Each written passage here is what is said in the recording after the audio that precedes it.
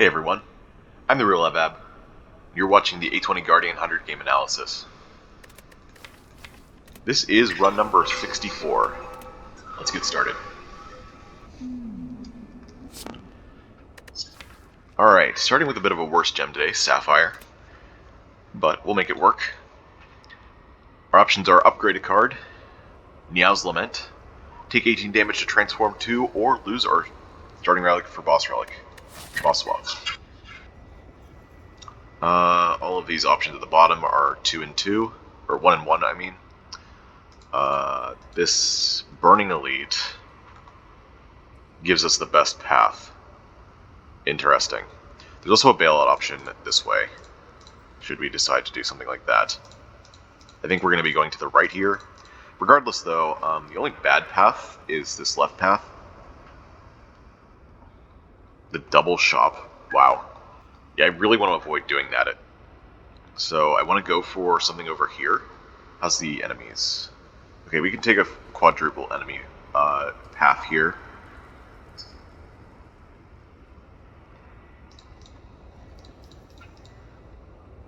You could also go for a Niao's Lament snipe on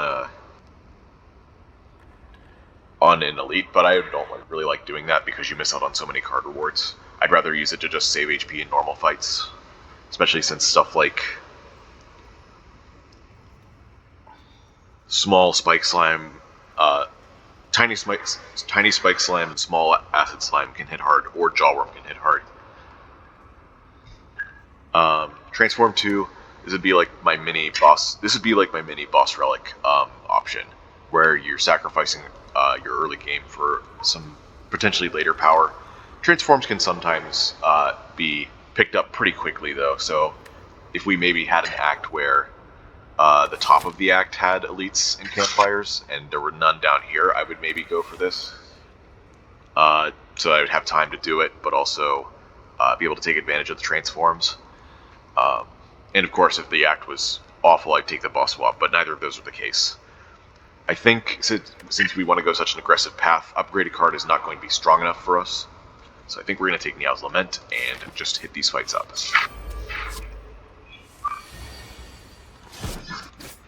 Alright. Charge up Time Capacitor Shield Charger. I think it's too early for a Time Capacitor. Shield Charger is really good into elites, though. Charge up is okay as just raw value. What's our boss again? Is it Slime Boss? No, it's Hexa. Interesting. Charge up gives us some offensive value, but Shield Charger makes us very safe in all three elite fights. I guess unless you draw it late in the Nob fight. But honestly, drawing Charge up in the Nob fight isn't so great either. I'm gonna go Shield Charger. We're gonna see if we can find some better attacks at some point. Or some stasis stuff. Time Bomb, okay. Well, versus Ancient Power and Metallicize, I think Time Bomb is a clear winner. Give it to me. And our final card, Multi-Beam, or another Time Bomb. Wow. I think Time Bomb outclasses Multi-Beam most of the time. However, now that I'm thinking about it, we have to fight Hexaghost. And since Time Bomb exhausts, that makes it a bit worse. Also, Multi-Beam has the potential to scale itself up if we find ways to put it in stasis. That's kind of difficult. We would need future plans, suspension, or reroute. Sometimes recover can work, but it's a bit weird if you draw Multi-Beam and recover in the same hand, since the only way to discard Multi-Beam is to play it, and then you're out of energy. Taking another Time Bomb, this card is good. Just in general, I like it as a front load option. It's much more front load than Multi-Beam because you have to upgrade it to get the same amount of value as Time Bomb. So it often is weaker in the early game. That said, though, I might just have to take this in the hopes of finding something because you need a way to beat Hexaghost. And having two cards that exhaust is actively bad.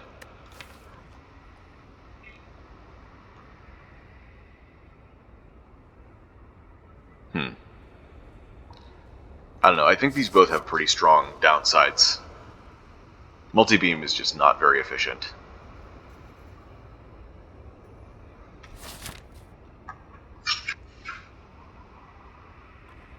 If I want to go through this route, though, it might be okay to do this. Also, I have Spiked Energy Drink. So if I draw them together, it's not actually the end of the world. My gut is telling me to take the Time Bomb. I'm going to do it. If it fails, we'll learn from it. I'm going to unmark these before they become a problem. Okay. First fight, we're actually taking damage. Hope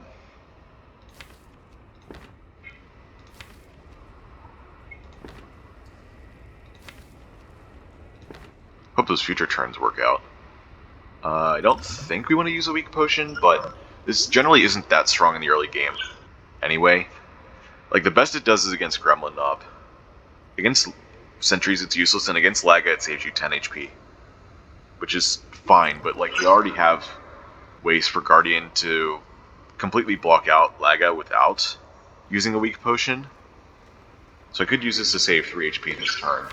Potentially more next turn, because I don't think we're guaranteed to get 2 blocks. 4 cards. Let's actually find out the odds here. This is a pretty vanilla situation. Hyper. I've done this before in this series. Baylor Lord, another a much more famous content creator in the STS community, has used this has used the hypergeometric calculator to calculate odds of getting certain hands from the draw pile. So let's see, population size is 10. We have 4 successes. We take 5 cards out of it, and we need 2. So let's see. Greater than or equal to 73%. So a quarter of the time we take damage. Also, we can up those odds a little bit because Curl Up is a singular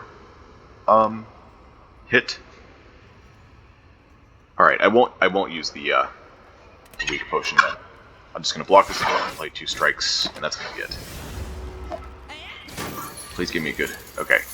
Cool. And then next turn, even if they attack, we have Gear Up, Curl Up. They did not. Which means we're going to just do damage normally, I think. Although I hope we get enough damage to kill this guy, because I would like to keep my gold. Awesome. Great. Snecko Oil. No, I don't think so. Oh, that is a very early gem finder. Interesting. Sentry Blast, though, like we've taken 3 cards that have no things in it. How would we even use this? This is an early card, so taking early metascaling can help. We have Strength, Dexterity, Thorns, and Brace. Whenever Aquamarine used to be common, the Ward gem, I used to use this as a very easy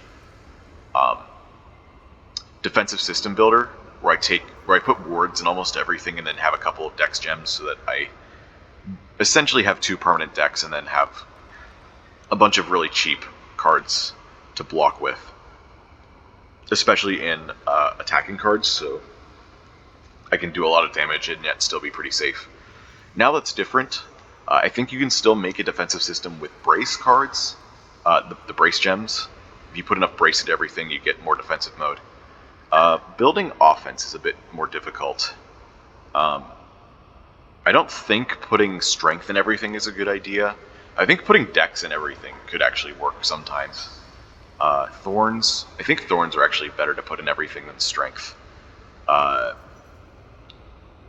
Because strength requires setup, and then you have to play cards on top of it. Meanwhile, thorns is just passive damage, especially against the heart, which is good.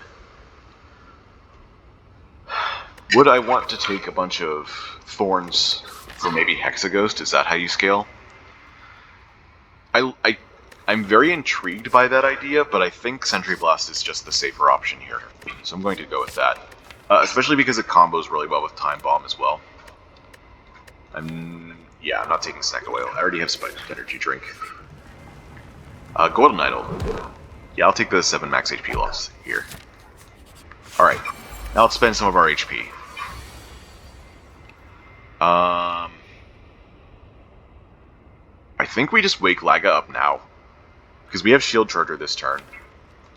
And we have Sentry Blast, which means that we'll get 10 block plus weaken next turn. And I wanna be able to use this to not take damage, so let's just begin. I also have Time Bombs. We got one this turn. So yeah, I'm just gonna do that.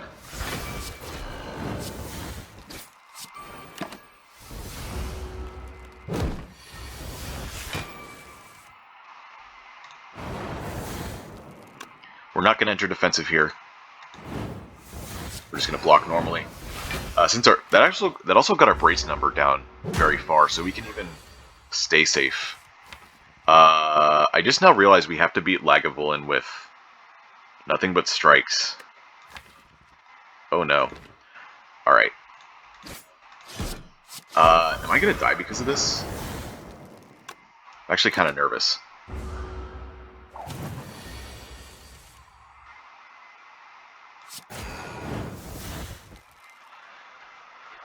I think I just have to do as much damage as possible, which means we do strike, strike, curl up. Just take the damage this turn.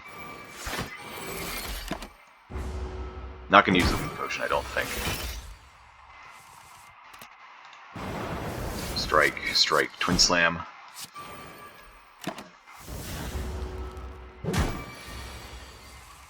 Yeah, we may just die here.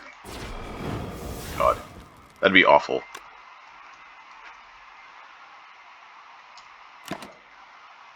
We still have damage though. 16 is actually not that much. Also, we have thorns sometimes. Okay, that helps.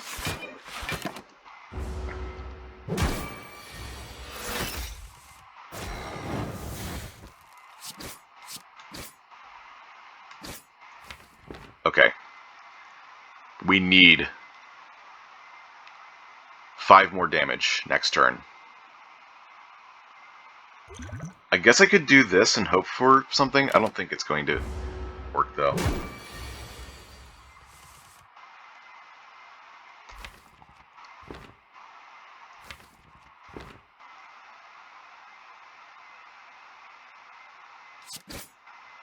Welp.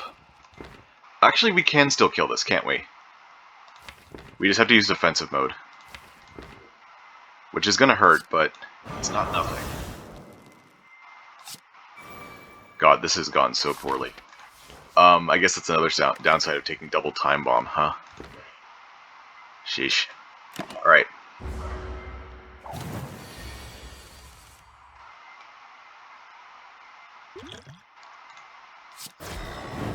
Might as well use this now. Like, these give absolutely no value, so we just have to take full damage.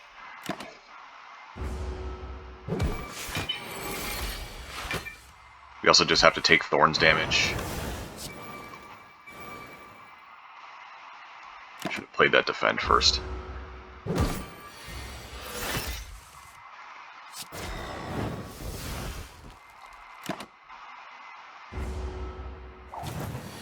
What a disaster. Wait, am I even gonna... No, I'm just dead now. What have I done? Oh wait, no I'm not. No, actually I am still dead. Even if I get curl up here, we're still taking... Yeah, alright, well...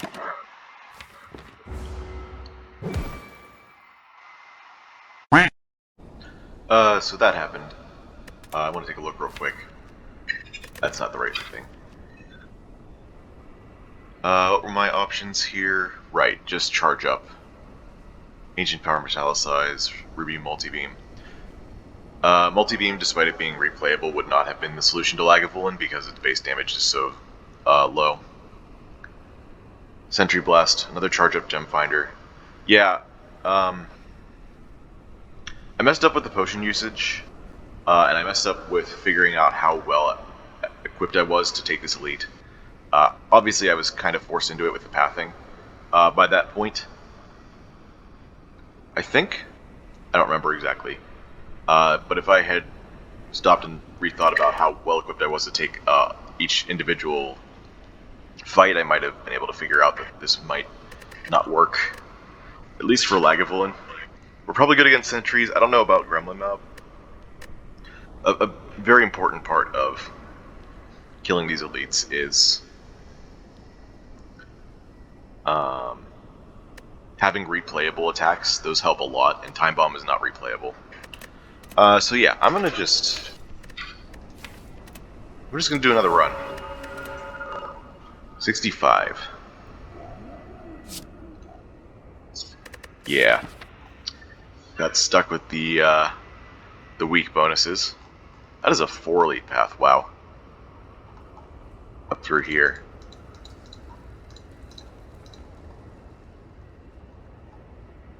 There is also a 2 elite, 2 campfire path that goes through a shop here. Looks like we wouldn't be able to get a snipe if we go this way. In fact, we only get 3 fights. If I go up through this way, I can still get 2 campfires, 2 elites. In fact, they're both very late, so I could potentially be able to take on this burning elite. Should I decide to do that? I can also get 3 elites, 1 campfire. Should I take this one? This path doesn't actually look that good. That's also 3 fights. What about this right path? In order to get the campfire, I have to take the early shop too, so I'm forced into double shop. Ew. But it does have the best early thing here. I think we go this way, and then if somehow we're strong enough to take this, like we get some lucky potion drops and and a few good cards, maybe we get a fight in one of these question marks or a really good event, we can take the double elite, then go for the greedy path. We also have a bailout option up here. And if we don't have that, then we can go right, get the double campfire first, then go into double elite. So I think I'm not going to go this right path. Let's just uncheck that.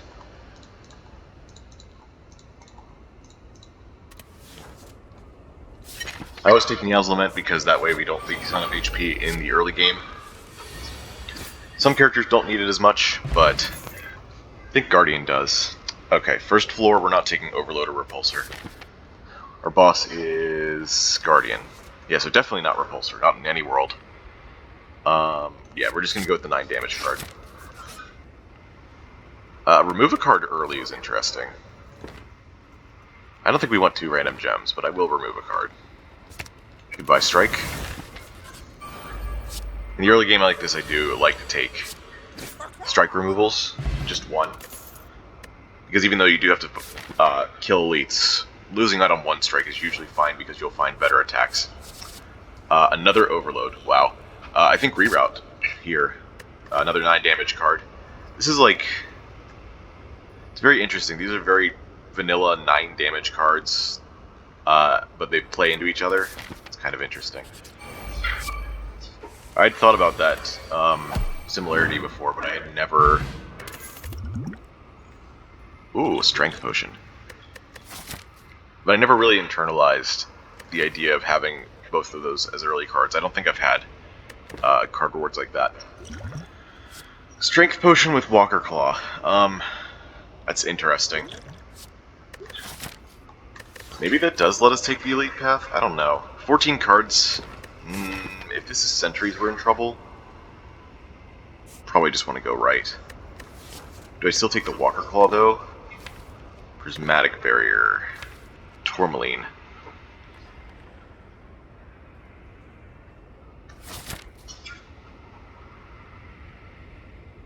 We get 2 more card rewards here. If I take the Tourmaline and we socket both gems, we're down to 12 cards, and we can't get enough card rewards from these, unless this is a fight, to hit 15 by this elite. So I don't think we take this either. I'm going to take the Walker Claw. It's still early. But we got another fight. Okay, this could change things. Hang on.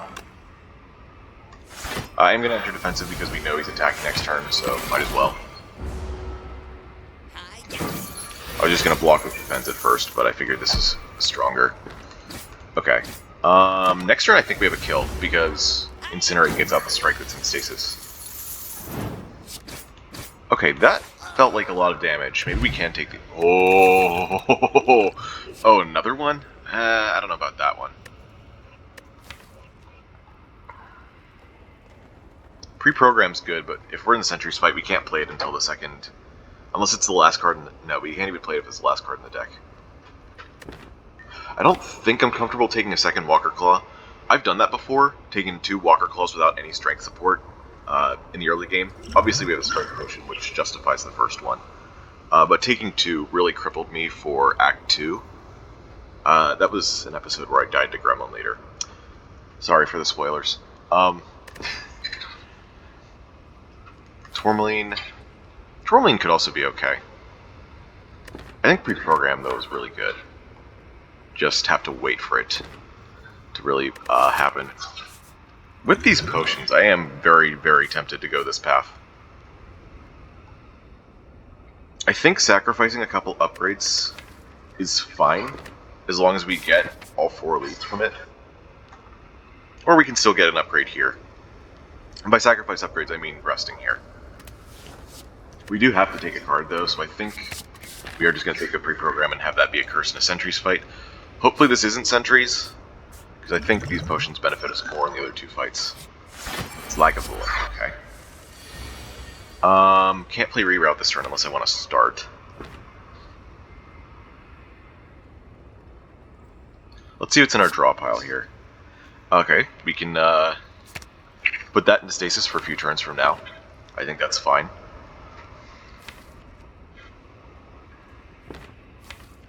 Do we want to wake up now, then? I know our next 4 cards don't have Curl Up. Our next 3 cards, actually.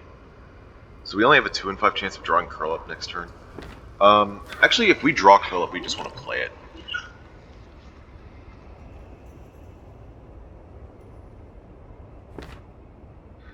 And then whatever it hits, it hits. So I think we still wait. I think we are going to use the Strength Potion in this fight, though. Okay, we didn't draw Curl Up. I guess that means we open this turn, so that we can go Gear Up, Curl Up, Defend next turn. Okay. 14 damage turn's not bad.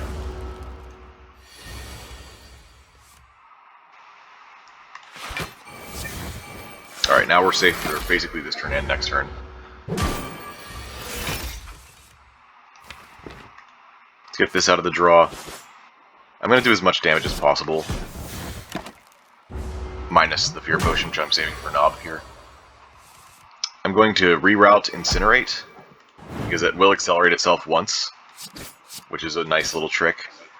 And then this will be 9. Yeah, so any 2 attacks or Walker Claw will work. So as long as we don't draw pre-program 3 defends, we're okay. If we do, I think we still just keep the potion. Okay, we got it. Okay, we're still pretty good here. Not the best relic. Orb Walk, okay. There's our card. Pre-program Orb Walk. I never really thought about that. Or have I? Maybe I have, but it's not a combo I've used it very often at the very least. I don't think I've used it at all, but with an upgrade, pre-program could hit Orb Walk pretty often. Of course, we would also need Orb Walk to be upgraded for that to be really worth it, otherwise we'd probably just play it for 2 energy. Amethyst is also tempting, but we still need to build onto our damage to kill these next elites. Okay, we got a really hard bullfight, though. Thankfully, we can block most of it this turn. We only take 3, that's pretty good for a turn 1 against this fight. So now the big question is, which one do we go for first? This scales, but this weakens us. So it's kind of spooky. Oh, pre-program Orb Walk can happen right now. I think we do reroute, defend, defend. We still want to save HP here. We don't do very much damage. Take 9? Maybe we take 9. No, I think we can still get through this. We have Incinerate coming out next turn. If we hit Orb Walk with pre-program, which, you know what, I can just check now. Damn it. I guess we can do Strike. Jawworm is not very likely to attack next turn, so putting the defend in first for Incinerate to get up next turn was not high priority, I don't think. I think next turn we get this kill very easily. Jawworm is attacking. Okay. 9 and 6 is 15. 11 and 7. Sorry, 11 and 8 is 19. Alright, so we take 7 here, that's fine. Like I said, if we have to rest here in order to get those other 2 elites, I think that's okay. Alright, and we should be able to get a kill with a good draw. 19, okay. Not quite the good draw I was hoping for. We can pre-program Emerald to save 2 HP this turn with Incinerate.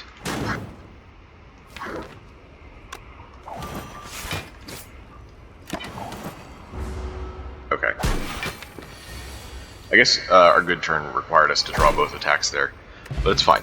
Oh, we got our Strength Potion back, that's great. And a Strike for Strike. I think we have to. I think we have to take that.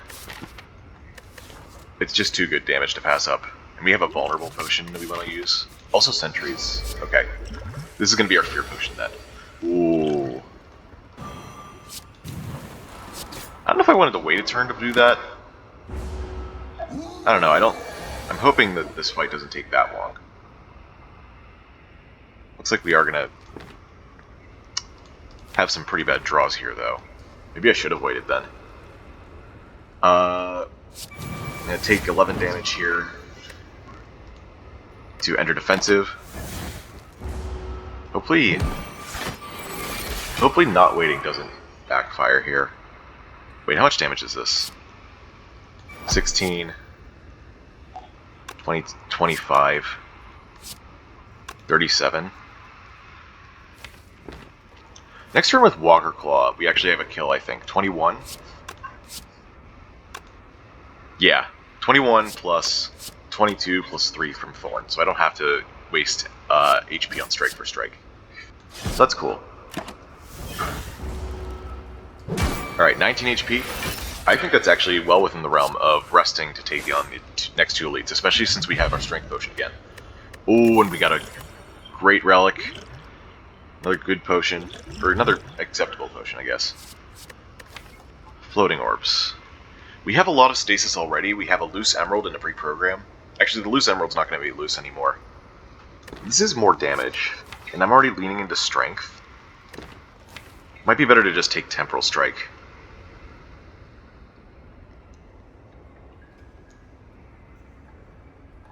You know, despite the fact that we've already taken a bunch of attacks in an Orb Walk, I still think it might be okay to take this. I am noticing we're a little bit oversaturated for Guardian, though. That could be a problem.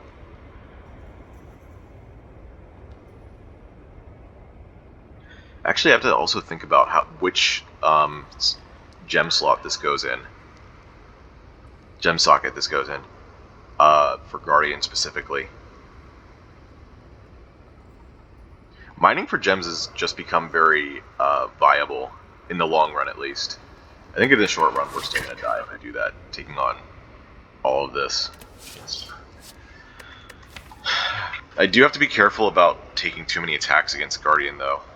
I guess Stasis helps a little bit with juggling our defensive cards, but I think maybe we do just skip these. Or maybe we take the Floating Orbs for Tricky's Bolster Rod, actually. I didn't think about that. Orb Walk is strength, but it's also limited. And having another power means basically having another block card. Also, it means that we can trigger Guardian's passive more consistently.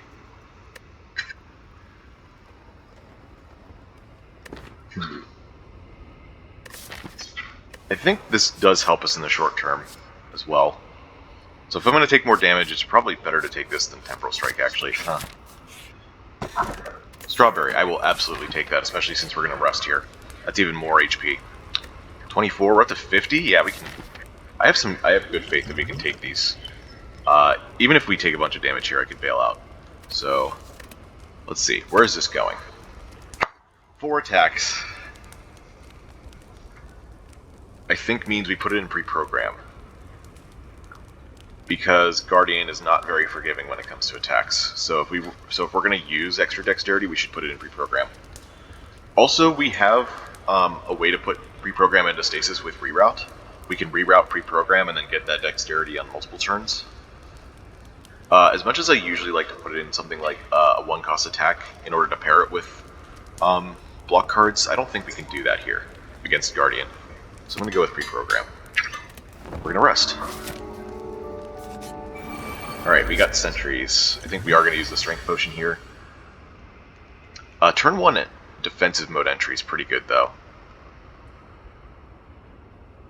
I think I will gear up Curl Up, and if Strike for Strike is still here,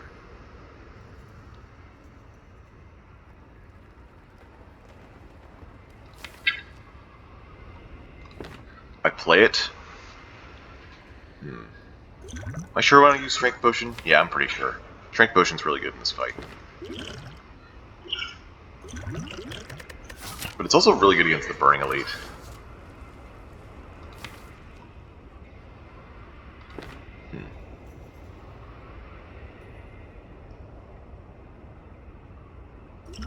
Scale Potion's not probably not that good against Knob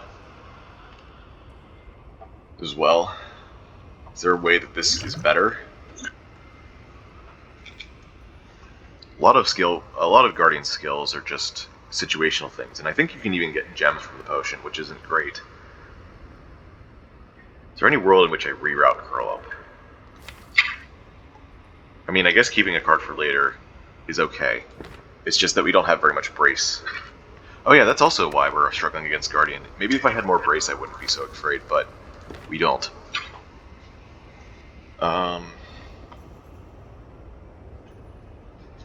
So what do we do? Do I try to use the Scale Potion to maybe scale up somehow? I don't think that's very likely either.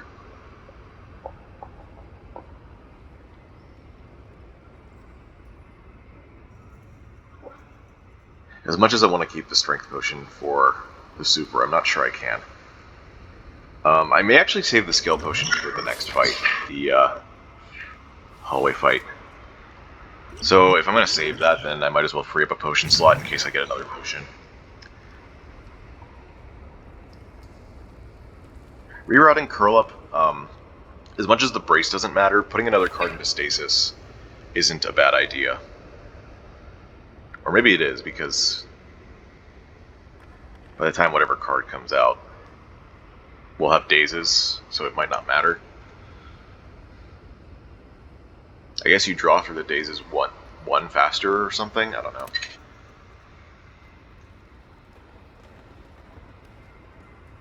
$19.34. Okay, so we're not gonna just full YOLO our damage here. I think I do want the Strike for Strike route just because it does 18 damage if it lands. Okay. That's still fine. We get the damage back in a couple turns. I'd say that's worth it. Because we don't miss out on the damage, it's just we miss out on 3 thorns. Incinerate maybe? No? Oh, we got this. That's sad. At least I can play Orb Walk though. Play Orb Walk for Tricky's Bolster Rod. As well as more strength. I have 5 strength now. It's pretty good. This is 18 damage, so Incinerate works against this sentry. Also Walker Claw. Let's see what's here. Okay, Walker Claw. Incinerate's there. How about we do Walker Claws because it's so expensive. I want to play these other cards here.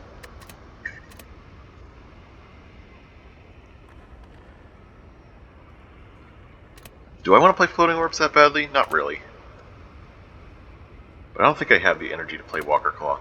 Unless I go for this middle sentry this turn. Or next turn. This is 30 damage. It's 18. This is 11. But this is 1 more. Okay. Sorry, that's 3 more. So this is 1444. So I can put the defend into stasis, and then we accelerate that out for the turn after when we're getting attacked again. Okay. I like that play. We get this out for 18. This is 29. So this doesn't quite work.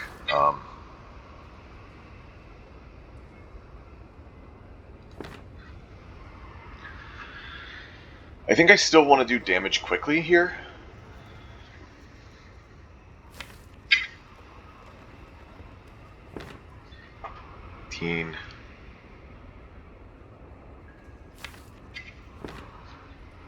Maybe I still kill this first. In fact, maybe I go strike for strike on the back one, and then hit this with 2 attacks. Yeah, let's maybe go for that. I'll take 4 damage here to deal that 11. I think it's worth it. Oh, right. That doesn't actually work, does it? Welp.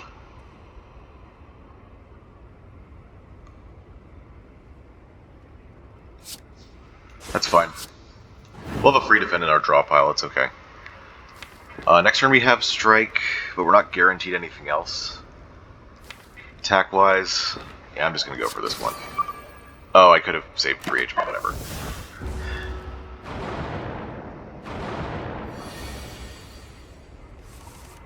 Yeah.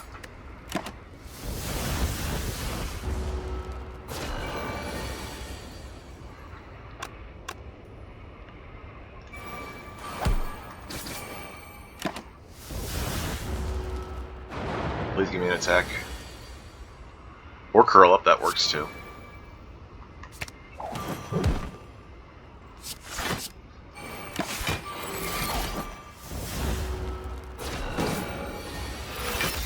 Okay. I feel like I misplayed a little bit, but that's alright. Oh my gosh, Event Steam. Or an Aquamarine. Against Knob, Aquamarine is not going to be good. But I think Vent Steam will be absolutely good. Aquamarine is also awkward because we have to put it into an attack, and that's still not good for Guardian. You could take this as an unsocketed gem for floating orbs, but that's still not good against Knob. This is good against Knob only because it's vulnerable, otherwise we're taking a lot of damage. I am going to take it. This pickaxe is really going to have a good time. Okay, we're using the skill potion here. Oh, interesting. I was thinking reroute, defend, and then speed boost it out, but there's a better block card here. So I'm going to still reroute. I'm going to reroute Temporal Shield, so it accelerates itself. Oh, it still costs 0? Ooh, okay, that was a mistake then. I thought it was going to go in for 1 cost since it's like that. I guess that means we do a little bit more damage, but if we're attacked next turn, we're going to have issues. Yeah. Okay, well, that sucks. I did not know that was going to happen. At least I can do this, though.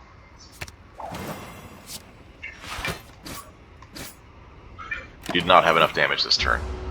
So we take 6. Is 24 enough for this? If it's Knob, then yes. Actually, yeah, because even if Strength Knob is there, we can play Gear Up turn 1. Then we're attacked for 10 turn 2. Don't have to play a skill. Then turn 3, we're attacked for 27 and take 7. So that's still more what we need.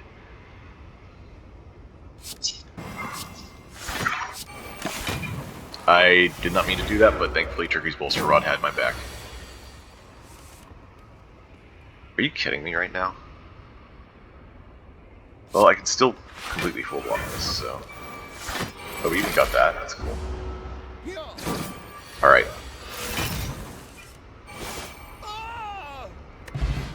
Power Potion. That's interesting.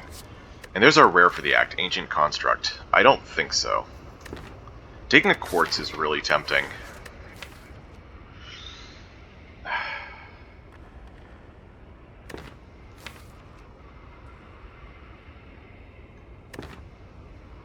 Yeah, I'm gonna take it.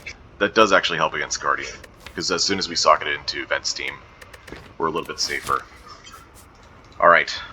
All things considered, I am gonna go for the super. It's metallicized. Oh, that's interesting. Ooh, and we got Vent Steam turn 1. Good. Do I want to draw a card here? I think I almost don't want to.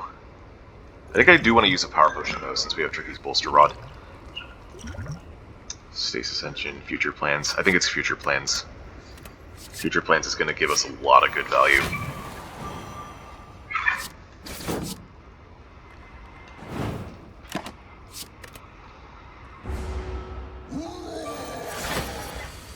Is there a world in which we don't actually have to take 2 more damage here?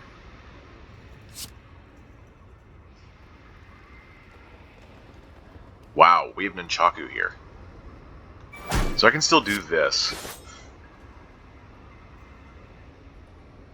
Wow. So that's takes him down to 9 with the Metallicize, and then next turn we have a guaranteed kill. So we have to take 8 this fight. That's great. Love it.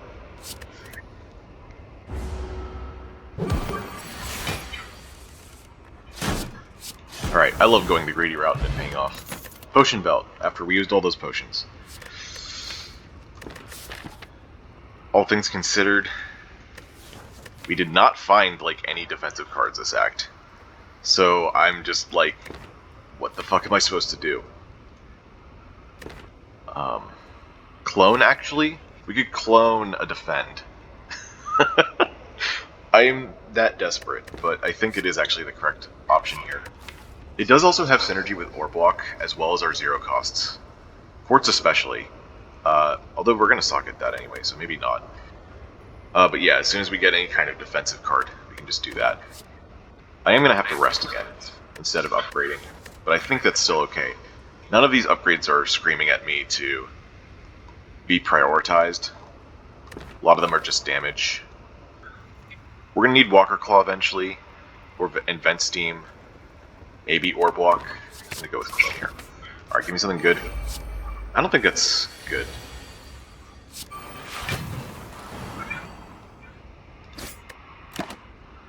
Alright, I'm about to be frailed, which is not great.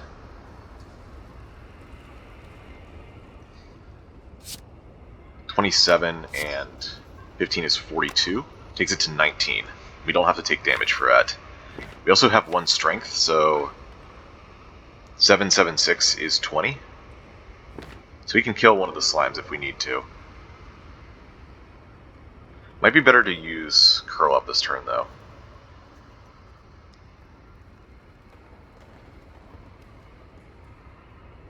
Or maybe, yeah, it might be better to use Curl Up and do, like, reroute Strike for Strike.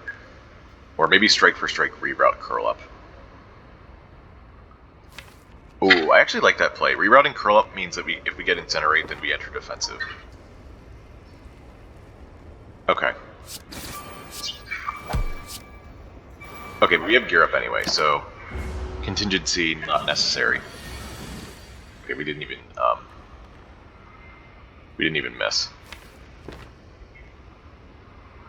That's okay. I would still kind of like to.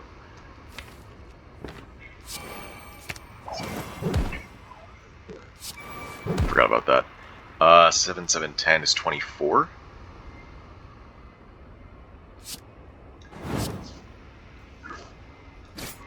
I have floating orbs. Yeah. Alright, unfortunately Nunchaku's a little too high. Or is it? Could we kill this with floating orbs? I think we can. Next turn this comes out, so we're not even in trouble, really. So we can keep Nunchaku on 9 for next fight. Maybe. Looks like that's not going to be the case. Did I already draw? I did already draw Quartz.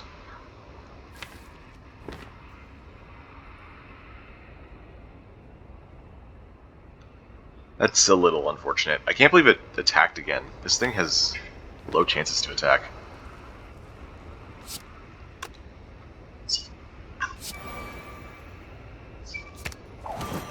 I guess Floating Orb upgrade would have been good.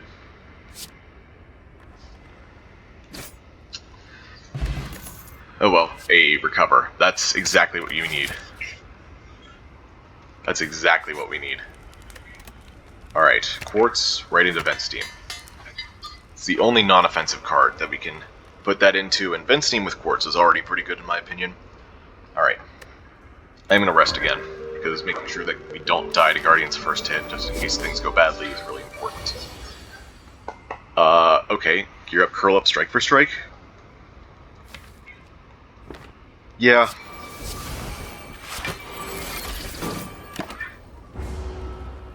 We're gonna plan to tank this hit, I think. Whew. Alright. Clone the defend, I guess. Yeah. Floating orbs next turn. I think we want to put recover in so that we get it out in 2 turns whenever Guardian's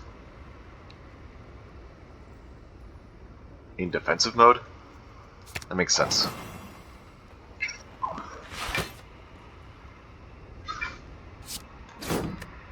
Take a Nunchaku. Yeah, took 12 there. Play the orb walk or play the floating orbs. Oof. I do need to split this turn. This is 15, 17? No, maybe I don't have to split this turn. I could maybe get away with it next turn. 15. With this is 19, so this would split. Okay. So I could reroute defend here. I could floating orbs reroute defend strike. And play Twin Slam, and that would get us there. Having more defense, I think, is really important for these upcoming turns. So we'll go with that. Oh. I miscalculated a little bit. Okay. Well, it's fine. It's almost splitting anyway. We just need to make sure that our defense is prepared for the upcoming turns. We're going to defend, recover, defend.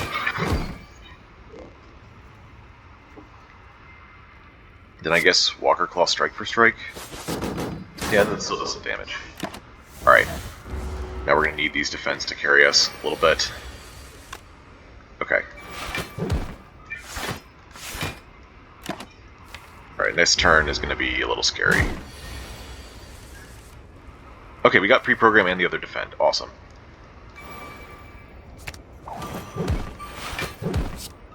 Please hit Orb Walk. Damn. Alright, whatever. We take 2, and now this turn we're also going to have to be worried about, because this is... Is that 50 already? Jesus. Oh! We enter defensive off recover. That's good, because I don't want to waste defensive mode turns on later stuff. I guess it's still kind of wasted. It's whatever. We're hopefully going to split in a couple turns anyway, so I'm going to just do it like this. Or in this turn, rather. This upcoming turn. The Thorns especially will help, and Chaku will help this turn. Vent Steam? Damn.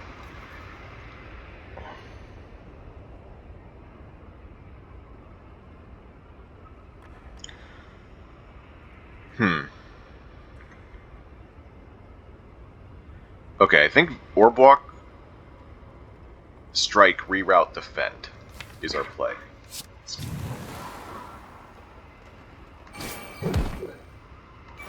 Because of Nunchaku. Now we have a defend in play for 2 turns from now.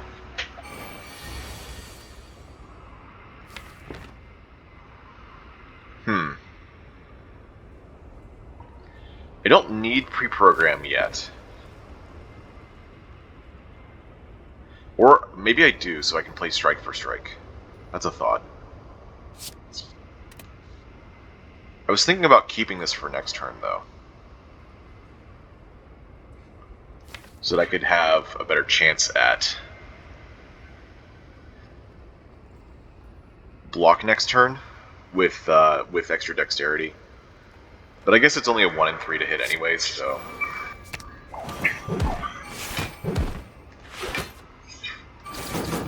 I can curl up the strike out of our draw pile, though, at least. I'm confused. Why did that... Did I do that in the wrong order? No, I took damage twice because Strike for Strike damages me and Guardian. Okay. Alright, that's fine then.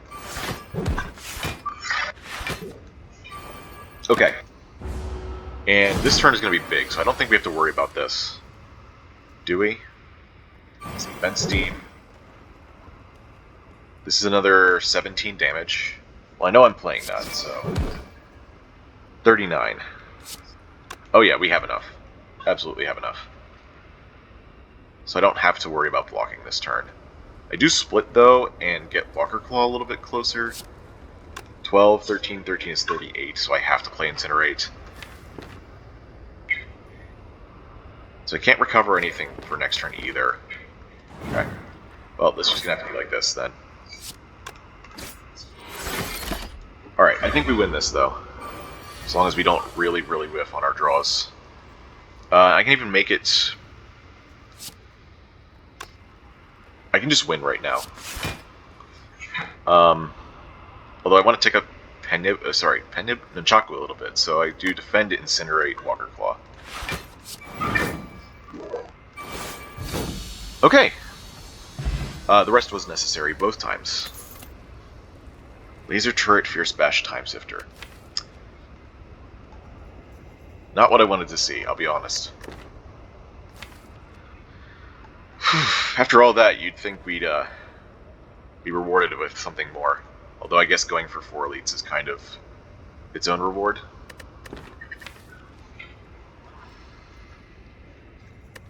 Time Sifter has its merits here.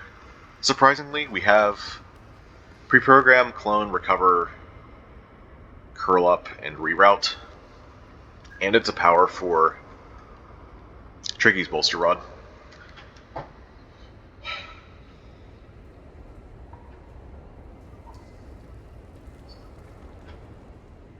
I think that is surprisingly our best option. Oh yeah, Incinerate was a good upgrade because it has a second Accelerate attached to it.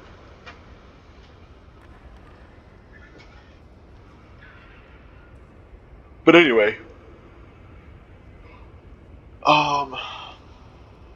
we don't need more offense with Laser Turret or Fierce Bash.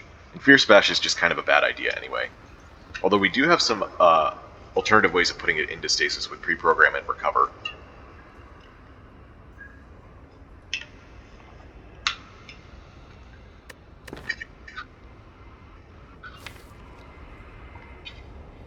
Yeah, I think we have enough scaling damage between our Strength and Floating Orbs. And all the stasis stuff we're doing already. This leans into our stasis stuff and gives us a little bit of defense for next act, a little bit more front load, more consistency. It's kind of like a one-time block card early in a fight. It makes these other ones not later, but I think that's okay. I think this is going to be our Time Sifter pick. Ooh, interesting. 4 energy is nice. 4 energy is very nice.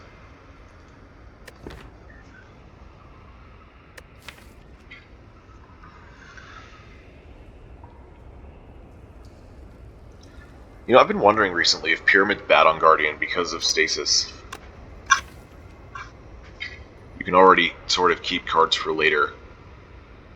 And you have hand space issues a lot with Pyramid, and you're not taking an energy relic if you take it. I don't have the confidence to take Black Star here.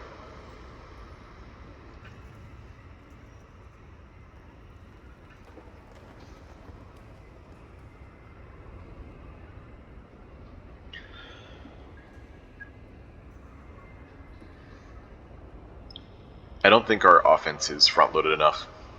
We have Event Steam for some vulnerable, but that's draw order dependent.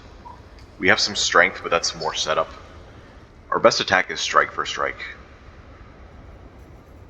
I think we have to go with the 4 energy.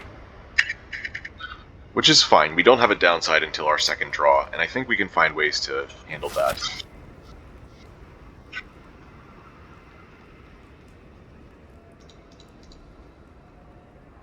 Just taking a look at the elites there. There's a double campfire here. Okay, elite, campfire, campfire, elite, elite. This part's kind of scary, but it's the end of the act too. There's also 2 and 2 over here, or a 3 and 1. Oh, but there's no shop until here. I guess it's still a shop. This path is really aggressive. I don't know. Would you rather take this? Maybe I would rather take that because this lets us go left anyway. Or we can go the right path with 3 elites, 2 campfires if we want.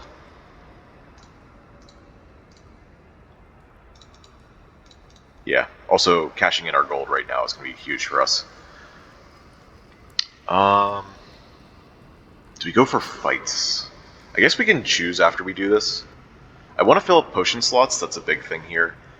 So the early shop is really good for that, as well as taking more fights. Let's see how we do in this one, and then we'll decide. Okay, we're getting thieved. Oh, we got curl up turn 1. That's good. Okay, so that means defend, recover, defend, gear up, curl up. That's why 4 energy is good, because I got 5 more block that turn.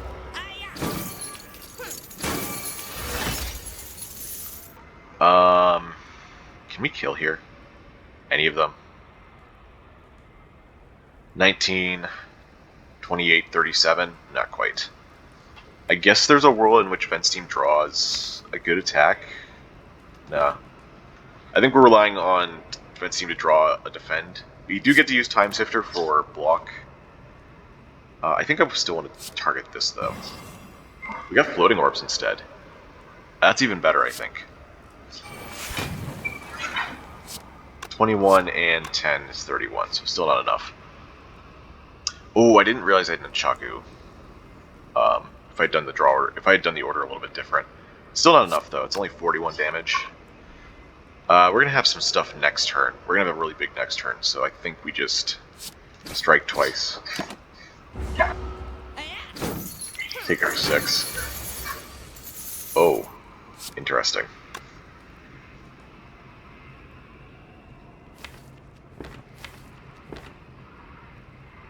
Oh, I think we also pre-program now onto Orb Walk and then see if we can incinerate it.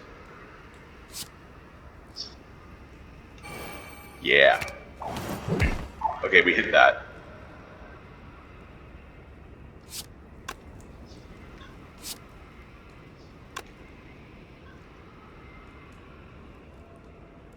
If this hits this, 15. I do want the extra strength, but it may be marginal compared to the damage we're about to deal with floating orbs.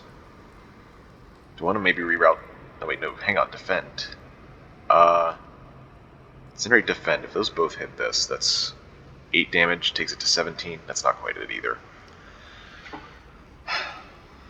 So floating orbs dealing 4 damage here would make it some damage wasted over here. It's 15 and 10. We'd be wasting 4 damage. Meanwhile, giving us a strength.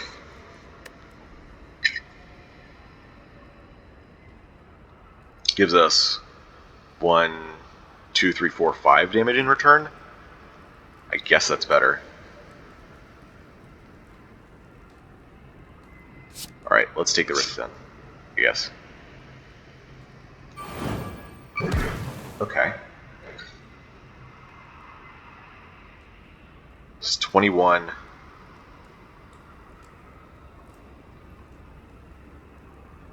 I'm actually kind of looking at this one now, but this still has to die this turn. It's 30 now. 16 and 12 is 28.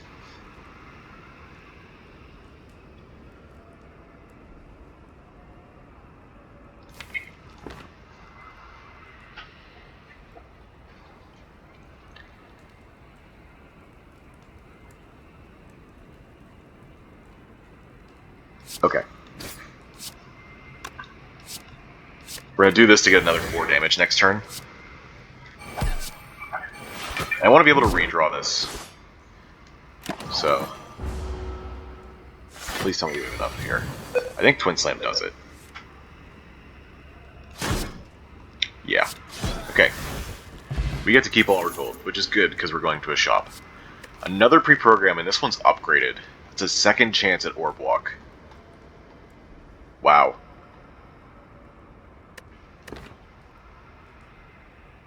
I don't mind that.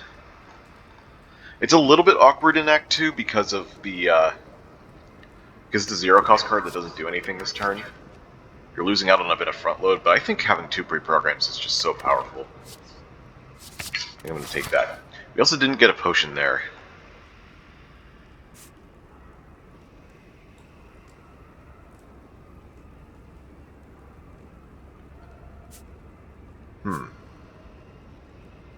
This also gives us more gold as well as potions.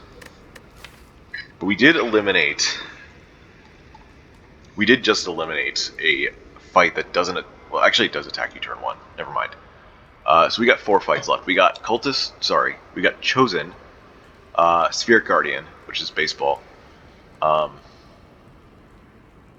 We've got Avocado. And... What's the 4th one? Birds. So 2 of those attack us for turn 1, on turn 1 for a lot, and 2 of them don't. We don't always have the defense to block that. Like, we're not even close. We don't have a lot of brace. Like, we got really lucky with that early curl up. As well as getting 2 defense in hand. With a deck that has 21 cards, and... Well, I guess we had powers too. Birds aren't guaranteed to attack us turn 1, but still, they can. 18 damage maximum, and it happens quite frequently. I kind of want to go this route. Go here and then start taking fights once we're stronger from the shop. I'm going to do that. Oh, interesting. I mean, it's this early in the act, I think we just take this every time. Especially since we have Walker Claw, that's still useful.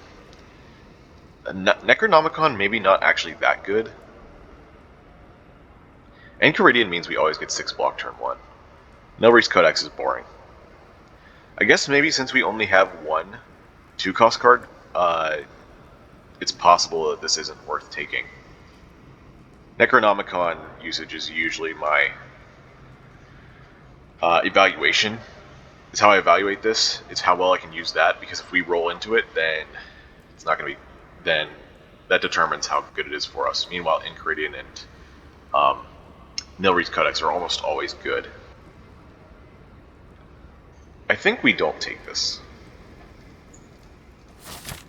Which kind of sucks to have a dead floor, but oh, interesting.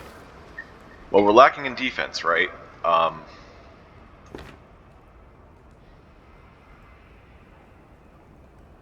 We lose 17 HP right now. But I mean, I guess there was a way around that. We took the book. It's not like we saw this coming or anything. It hurts to lose HP, but I think this is still correct to do. We just don't have a lot of block. And we have 4 energy, so we can still do a lot on these turns. Alright, Dolly's Mirror again? No, not this time. Sack of Gems. We have not gotten the opportunity to use pick yet. So picking up 5 random gems could actually be good for us. There's also an anchor here, which is nice. There's Shield Charger. Another Vent Steam. Wow, this will be my first Sack of Gems pickup. At least on purpose. I had a Sack of Gems pickup before it got changed to Shop Relic. Used to be a rare relic. But yeah, I'm thinking we go here with all those gems. That's a triple campfire route, wow. I mean, I guess that's still good. We're in upgrade. We're behind on upgrades a little bit, so starting to get ahead. We can even just upgrade apparitions if we want.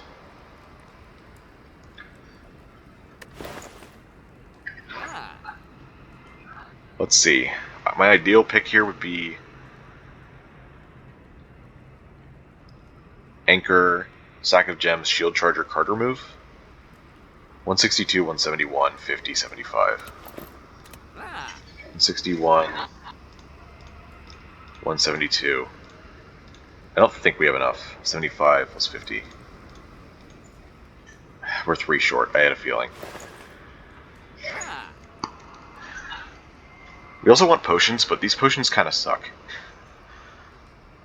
I guess in theory we could take the 2 relics, Shield Charger, and Fear Potion.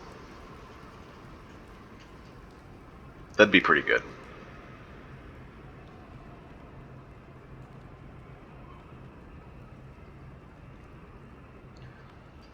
Yeah, this is just going to power us up a lot, in theory, because we have so many gem slots. 1, 2, 3, 4, 5, 6. It's actually less than I thought. But we can also upgrade Twin Slam to make a 7th slot, should we decide that's necessary.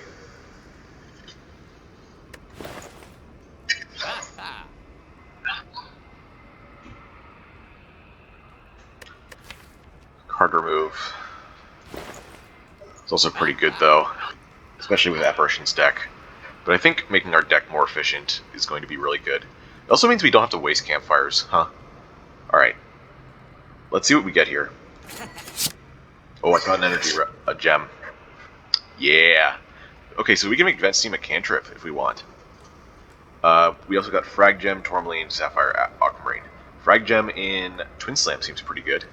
Both for Floating Orb and Strength value. Make that 8 times 4 attack for 2 energy. That's better than the Walker Claw we have. Although basically a Walker Claw plus. And we can put another gem into it if we want. Maybe an Aquamarine.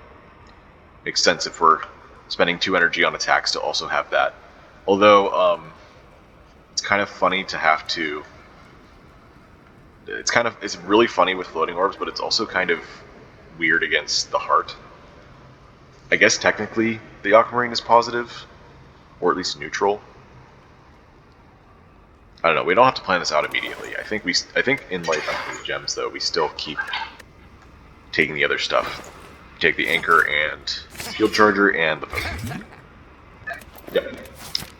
And now, since we know we're not going to the Elite, we're going to the Campfire, we gotta take one more fight. And hopefully we're okay. Please attack me. I had this Anchor for a reason. But at least I could put Shield Charger into stasis, I suppose. Let's reprogram here. Okay, we're getting an Apparition next turn, which I guess is good since they're all buffing. It'll be even better if they do their single attack. Let's put this into stasis, because we're getting it next turn either way. So we might as well draw an extra card to use the energy with. Let's see, this is Brace 3.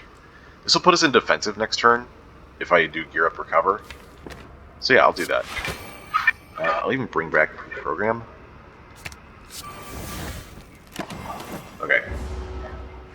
Yeah, and defensive mode is mostly for just Thorns here. Okay, so we did get all the multi-attacks, which means this is still good. This is 36. Could we have even blocked that? We would have gotten to 31. That's pretty 33. That's pretty respectable. But like, if we can spend the same amount of energy to take less damage, we might as well do that. So let's do Apparition or block. Then I want to do Citrine. Do I want to reroute the Citrine? That actually makes a lot of sense to reroute the Citrine. Or does it? We still have 4 more gems in the draw pile. No, we have 3. We have 3 and a pre-program.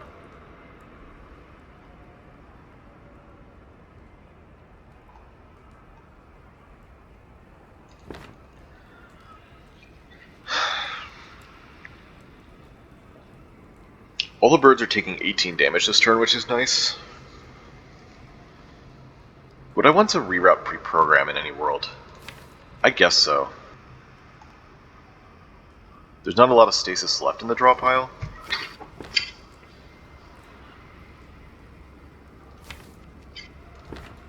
So yeah, controlling my turns might actually be important. Anyway, 18 damage means this is at 10, this is at 9, and this is at 14. We can do 6 here. plus 4 is 10. Okay. So we're going to attack this one twice. I'll reroute the pre-program. I guess we put the other pre-program into stasis? It's a bit weird, but it works. And Citrine, Twin Slam. Okay. Well, this ended up working out. Apparition's doing some work here as well, despite the fight being birds. Could do Apparition again here, but we actually full block this already, so no need. Could clone the Apparition, that'd be funny. But there's also pre-program here already, so we want to just put some cards in the draw pile into stasis. Like Frag Gem. Doing the big one first also lets me see exactly what's going to come up. Even if we take cards out of the draw pile. Floating Orbs is going to do full damage because it's not attacks. We have 3 strengths, this is 9, which means it does 4. 4, 6. See, I'm going to just put Frag Gem in and defend. No, we're going to do Curl Up, because I don't need anything else from that. Might as well play the Apparition then. Why not?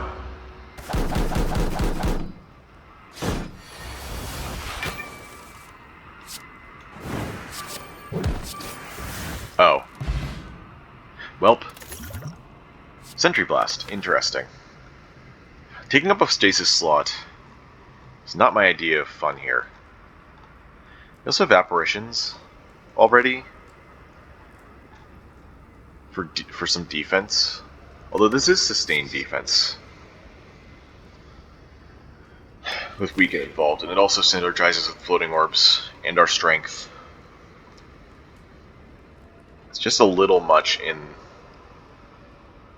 our stasis slots, unless we find like a time capacitor. Or maybe even a stasis strike, maybe that would even be good. We saw one earlier at the end of last act, but I had to take the recover.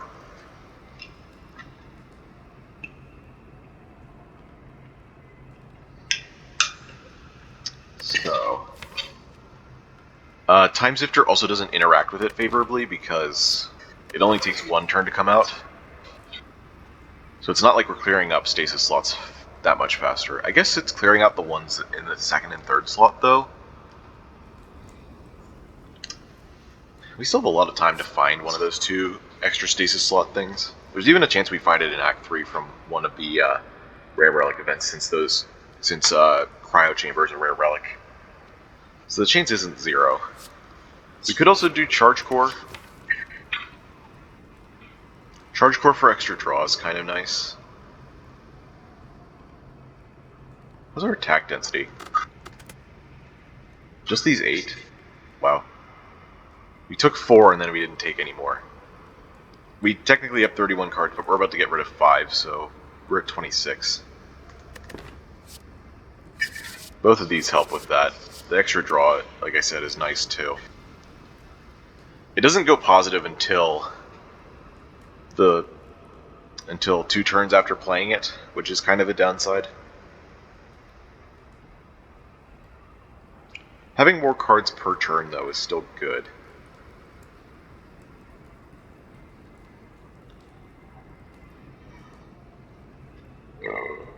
Excuse me.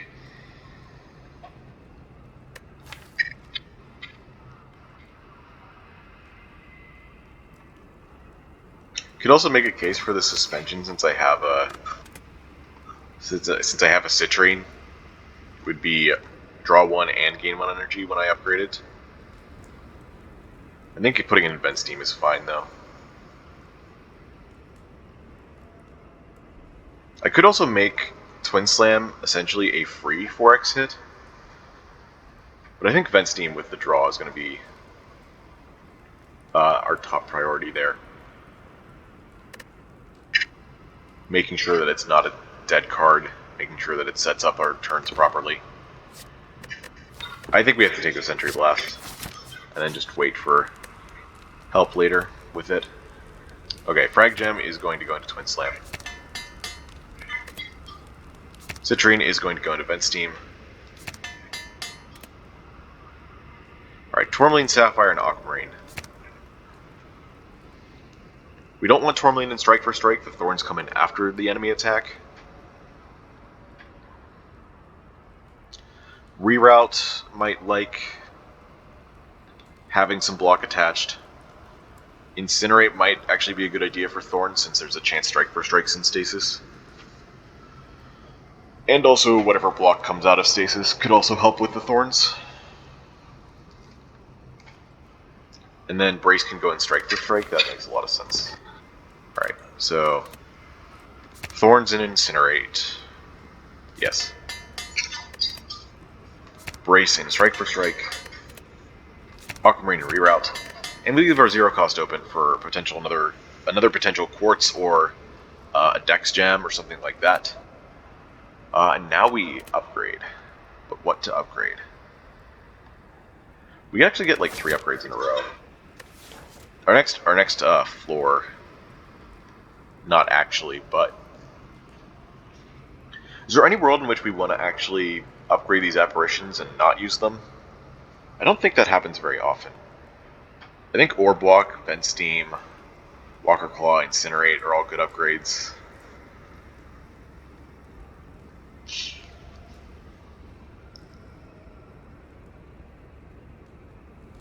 Actually, Curl Up's a really good upgrade too.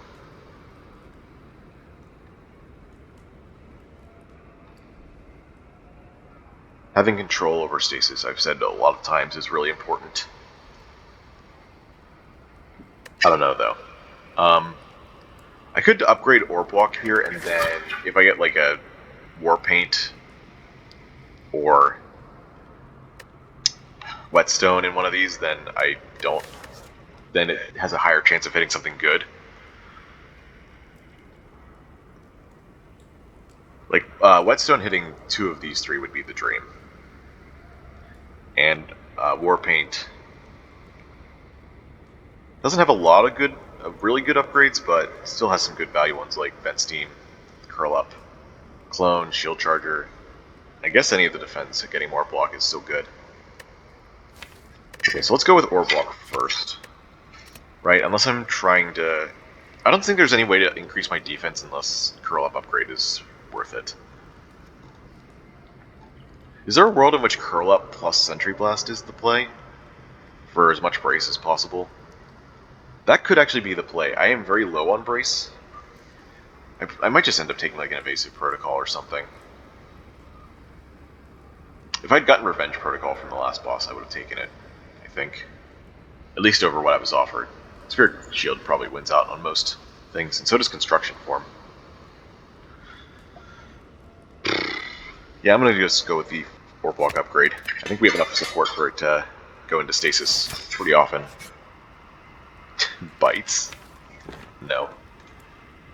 Bites and apparitions do not mix well, most of the time. Anyway, now our other upgrade. I think we are better off upgrading a skill in case of War Paint, because, like I said, defend upgrades are still good. So maybe Curl Up, maybe Vent Steam, maybe Clone. I think Vent Steam upgrading our offense is actually one of our best options if we're going to be taking a couple of elites. Having the consistent vulnerable, especially against Book of Stabbing, would be really good. Actually, is that the only one it would be good against? We're going to be fighting off Gremlin Leader's minions quite a bit. So the extra turn of vulnerable doesn't really matter on the minions. And if we put it on Gremlin Leader, we're going to have a lot of trouble actually attacking her. And Slavers, you don't want to spend 3 turns killing one of the dudes. So maybe Vent Steam isn't the upgrade. What would be the upgrade then? What kills Book of Stabbing and the other 2? I still don't think it's Apparitions. It could be Walker Claw, actually. Or maybe Incinerate. Could be Clone, even. Get that front-loaded Accelerate on the Clone is actually really good. It could also be Floating Orbs. Actually, Floating Orbs make a lot of sense. That's really good against Gremlin Leader's minions. Although the damage is random, the extra chip does help sometimes.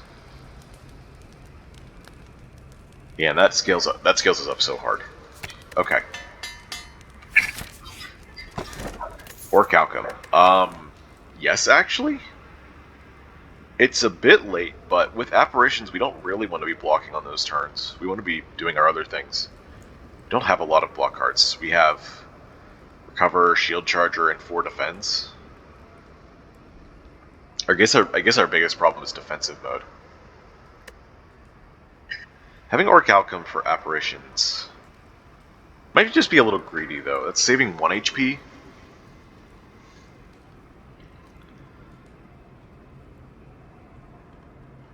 We also have Tricky's Bolster Rod.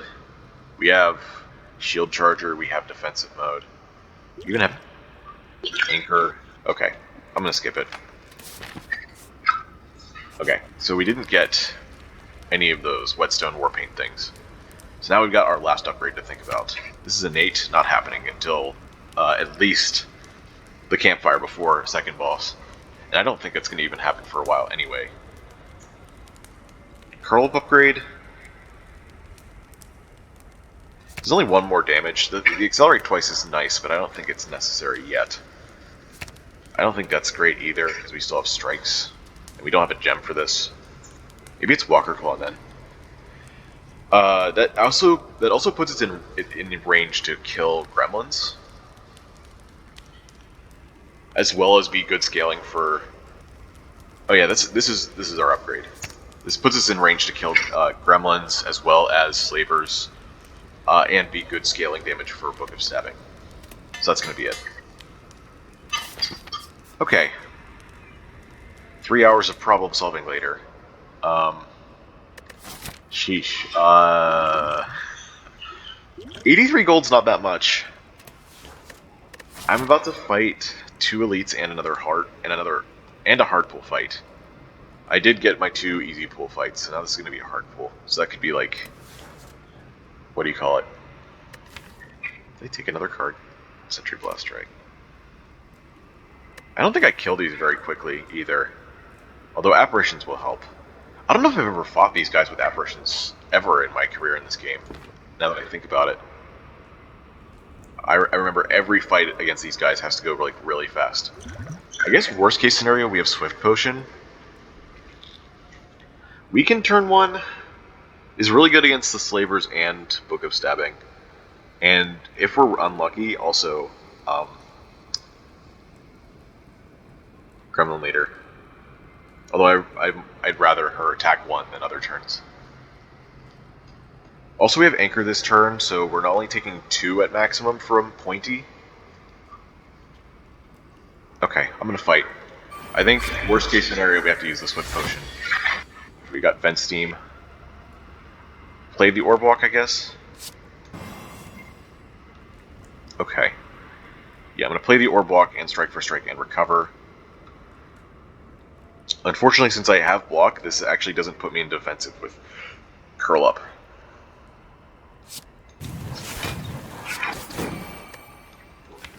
I said I wanted Vent Steam back.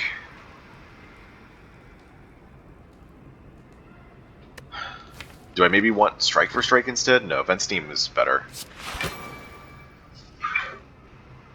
Or is it? This can put me in defensive mode with Gear Up. Ooh, this is tough. We're getting debuffed this turn, so actual block isn't going to do much. I do want to kill this, and with Strike for Strike Invulnerable we can. Vent Steam's really good though. Sheesh, I don't know. I guess with our attack density, 1, 2, 3, 4, 5, 6, 7 is still 8 is still a decent number. Although we're going to need 2 attacks if it's not Walker Claw. Right? We have 3 strength. We need to do 14 damage, so anything that isn't 11 damage base is not going to kill Bear. Okay, so we need 2 attacks or Walker Claw. Or I guess sometimes Floating Orbs does it? I don't know.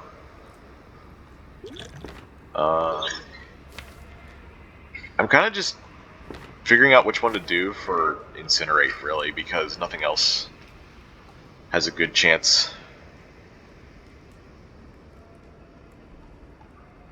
I guess it is Strike for Strike, then. Because even if we bring back Vent Steam and have the extra energy, it can still whiff on the attack needed to kill Bear. So I guess we go the damage. I do also have these potions in case things go really bad. Okay, we drew, wow, very well. We drew really, really well. This is 24. Oh, we even have this. We have 3 strength, so this is 8 and 7, which is 12 and 10. So 2 shivs will kill this exactly.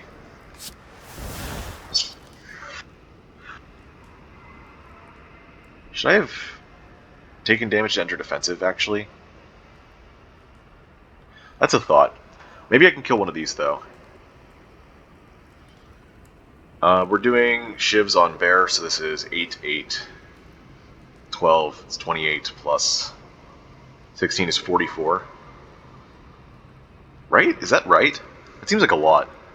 8, 16, 28, 44. No, that's correct. So in theory I could just kill Pointy. I don't want to be weak, though. I should kill Romeo.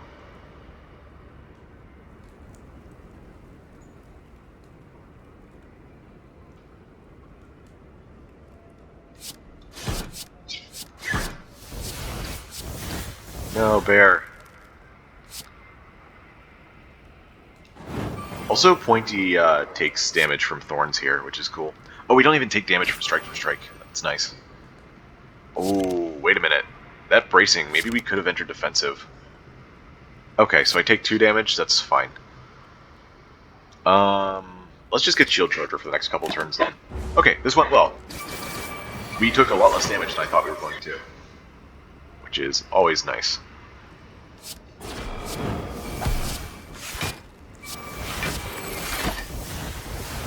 Alright, die.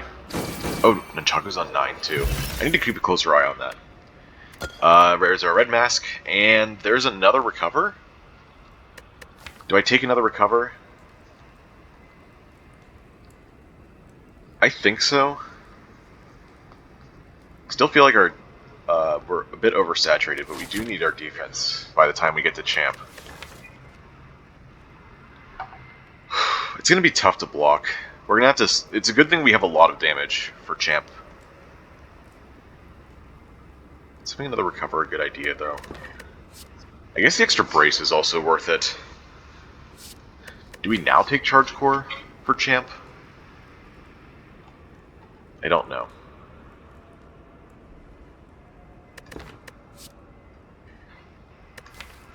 Maybe we don't take this.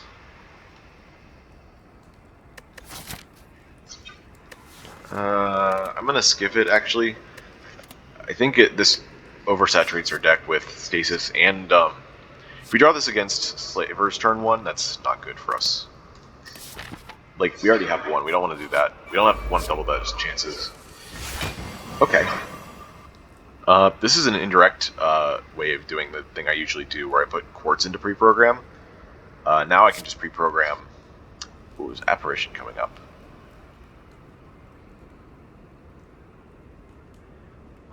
Next turn, though. Vent Steam, Strike for Strike, Walker Claw, and Time Sifter, maybe? I would have to put Ascender's Bane into Stasis. I don't think we have a kill otherwise, though, so... Oh, we even have Nunchaku. So I can play Recover as well. Okay. Do that then. I'm gonna play Time Sifter for Strength. It's 19, it's 28, it's 47. Yeah, but Time Sifter will make this 36 and 21, which is 57. Wow. Really? I guess that is plus 10. Because these are all odd numbers, so 1 more strength will make this all... Wow. So that'll increase these by 2 with vulnerable. Okay, that's pretty cool. I don't take damage from Strike for Strike. That means I could play Gear Up if I want, but I think Recover's still better. Cover for Vent Steam. And I can still play Gear Up on a future turn. I can also recover Strike for Strike. The two cards I saw in the draw pile, other than Ascender's Bane and Walker Claw, were an Apparition and a Sentry Blast. So we don't really have a guarantee that we're going to get a kill this turn. In fact, we're drawing 2. Oh, wait, no, we have Apparition. We have Apparition. So I might as well play Recover. We don't need to carry about Gear Up right now. I guess Fence Team. Maybe Walker Claw's better, actually. Yeah, we're going to get it out eventually. Might as well get something out that's going to do a lot of damage for sure. Strike for Strike gives me Brace, though. That's actually a really big consideration. Oh, but so does Shield Charger. Okay, we'll do Walker Claw. We have an Apparition guaranteed next turn, and 2 more in the draw pile after that. Oh, there's Shield Charger. There you go. So we're gonna do Defend Shield Charger, I guess. Sentry Blast. I don't really want to do the Shield Charger, but I can't really kill this turn without. Or enter defensive. 2 Apparitions in the draw pile is not enough. I don't think 3 defends is either. Maybe Curl Up's enough? 6 chances versus Taskmaster. This comes out next turn.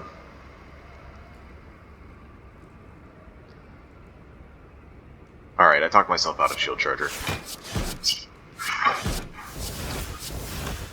1 strength, right? So 24. Wow, it's exact. Awesome. We also might have another Chaku proc. I just realized that our discard pile is full of slimes and wounds. It's not great. Ooh, let's play Floating Orbs here. We do also get to enter defensive. Thanks to Gear Up, Curl Up. Oh man, we can even do something crazy here. Oh wait, no we can't. We're gonna run out of stasis slots if we do that. So then we can't put Orb Walk into stasis. Damn. I guess we could settle for 50-50. Alright. Okay, that's still fine. I don't mind having pre-program, that still gives us value. But yeah, there's our first taste of running out of stasis slots. So there's that. Ooh,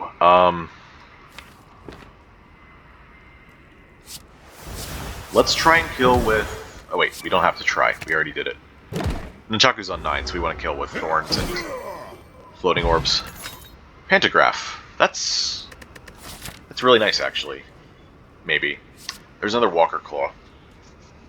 There's Gem Finder. Well, we already bought the sack of gems, so no. Not to mention it gave us a rare gem and 2 uncommons, I think. Yeah, we got Aquamarine and Shiv. The Ward and the Shiv.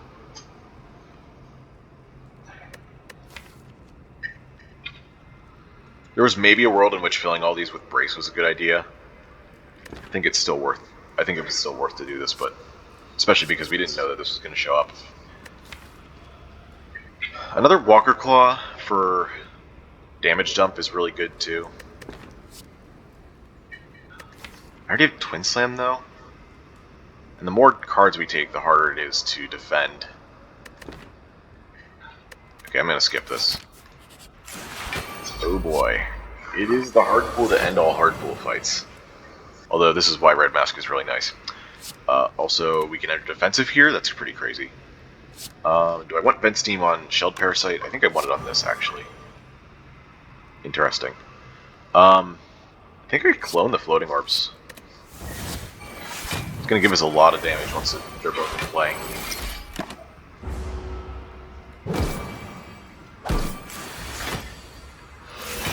$20. It's fine. I already used the Bolster Rod? Okay. So... Incinerate this out. Is this still going to be 20? Well, we don't have any way to defend this turn, so we might as well just do it.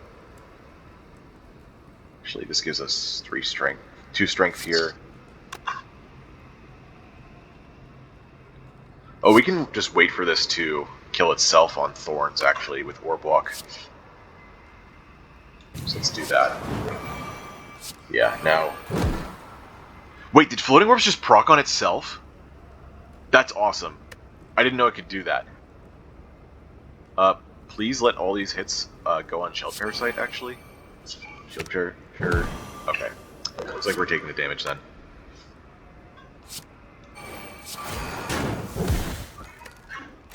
Oh no, we already had one in play, that's why. We already had the one in play, so it only did 6 damage, and now we have 12. Okay. No apparition this turn, that's fine. I think we just have a kill, actually.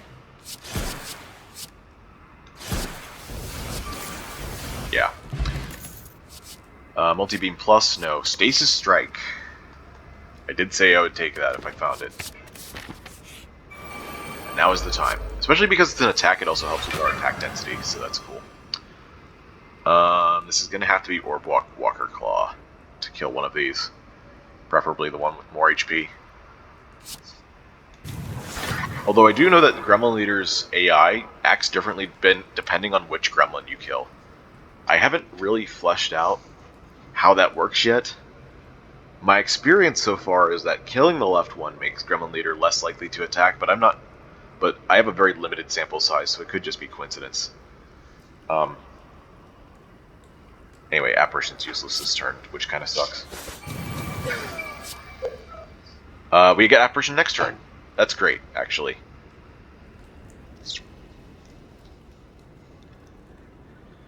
A lot of these cards just don't do it for me, though. Whatever card we put into Stasis, we get out with Incinerate, though. Let's do Clone, then. We can clone the Apparition. I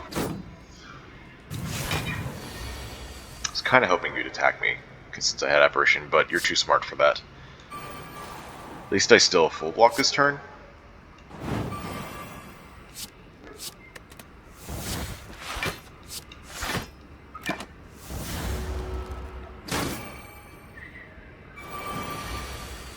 This is where having some AoE might be nice. Oh, it just accelerated out.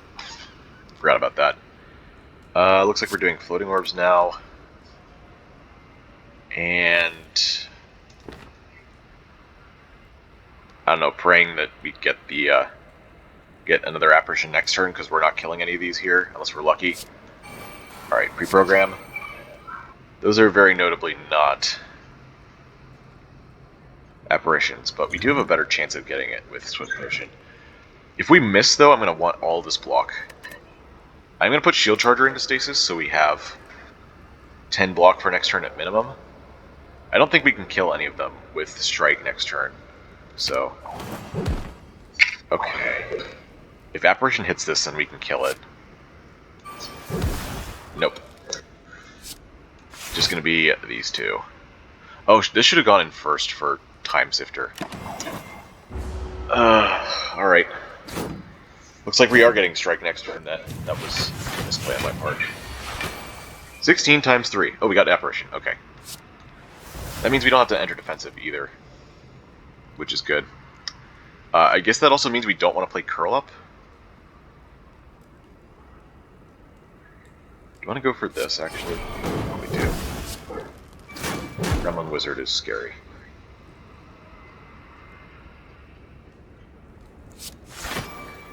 What do we want to bring back? Probably Walker Claw, actually. That'll come out very fast, thanks to Time Sifter. Maybe I do want to enter defensive next turn.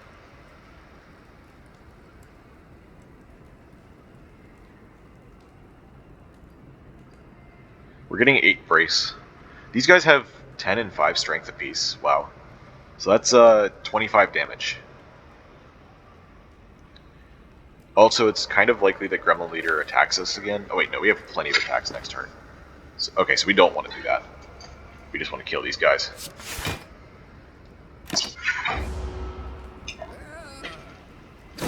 Here it comes.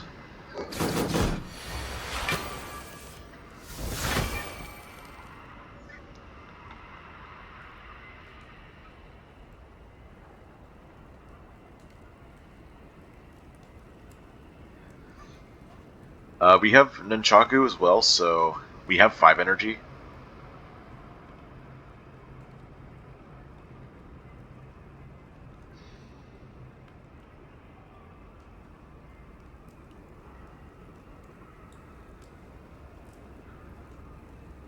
Reroute, Twin Slam. I'd be giving up Stasis Strike this turn, which kind of sucks.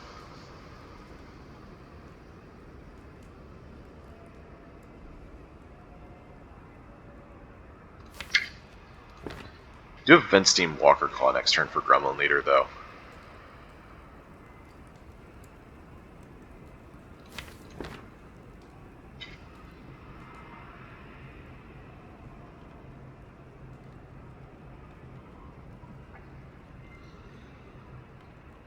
Alright, I'm going to reroute Twin Slam.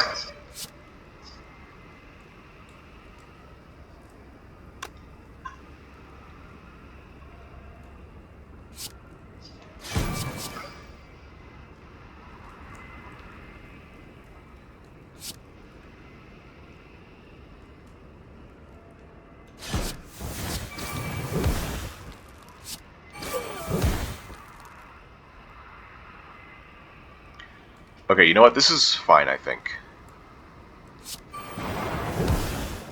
Okay.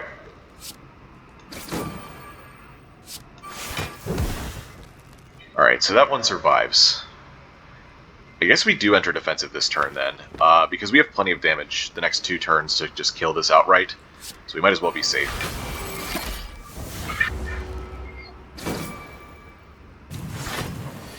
Not attacked. That's fine.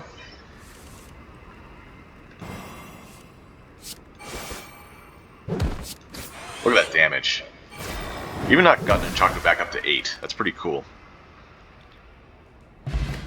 Ancient Tea Set. Resilient Plate. Okay, now we're talking. I think.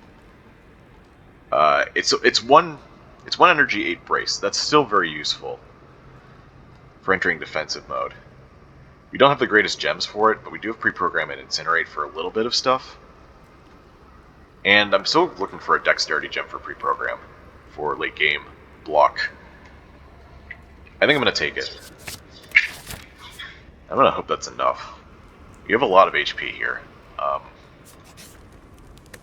of makes me sad, because Pantograph's not going to get value. So how do we beat Champ? Is there a world in which we try to juggle apparitions? I don't know. Clone Plus is good. I did say Sentry Blast Plus might be a good idea. Pre-Program Plus has its merits. Curl Up Plus, I think, might be our best bet, though.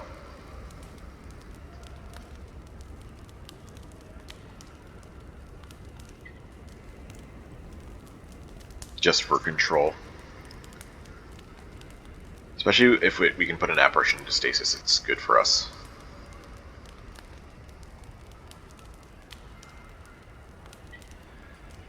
I don't know. I'm not confident that we can win this. We have such little max HP.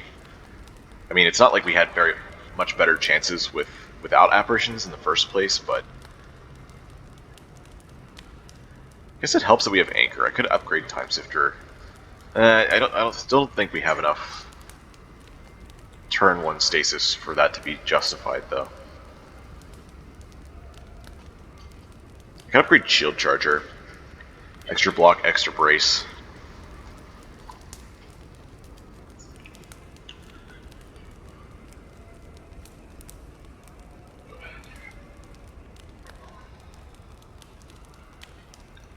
There's also Vent Steam.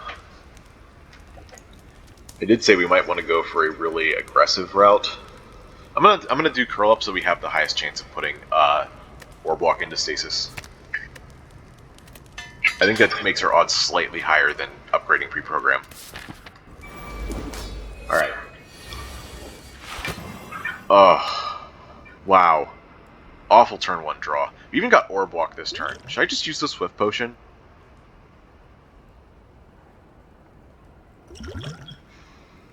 That's kind of desperate, but Is it worth it? I wish I had Gambler's Brew, actually. Gambler's Brew to discard these. I could discard both the apparitions and the orb walk. That way Recover could hit orb walk as well. Really like this to be in stasis.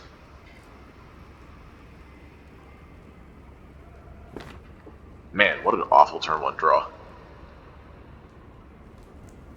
I think with 6 energy it may just be justified to do Swift Potion anyway. We can get more of our powers into play since we had such a bad turn 1.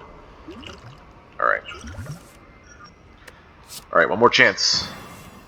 Did not hit it. Did not hit anything relevant. So it looks like we're just playing this then.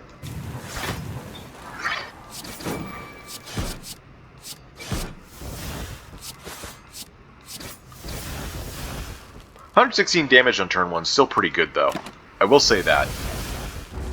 Like, that's a lot of damage. 14, huh? Well, we can enter defensive now, that's why we have... That's a big upside of Resilient Plate. I'm thinking reroute... Incinerate? Let me get that back out next turn.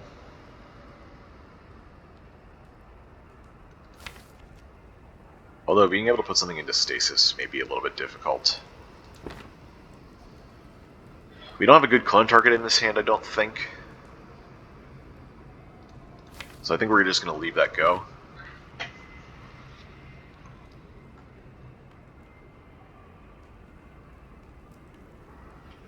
Yeah, I'm just going to go with this. We're going to accelerate itself once, we're going to keep Permanent Thorns, enter defensive, and have 3 block. Okay. Attack for 27, also a good reason to enter defensive. Take a lot of damage here, though.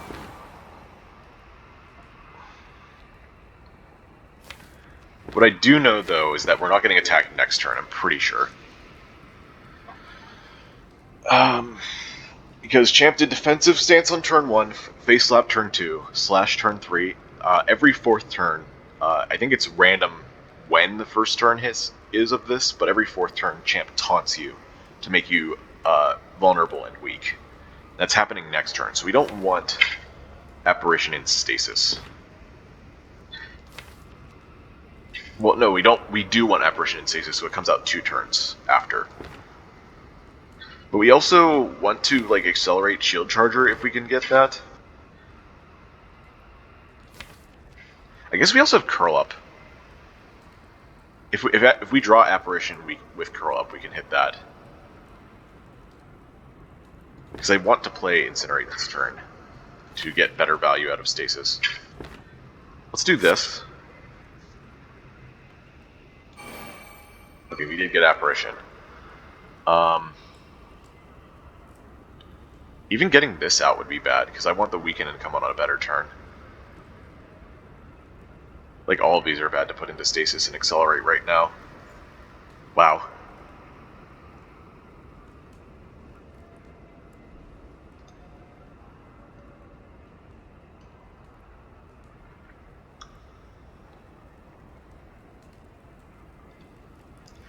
Time Sifter still in our draw?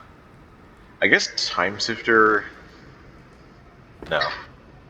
Alright, I'm gonna just do defend then.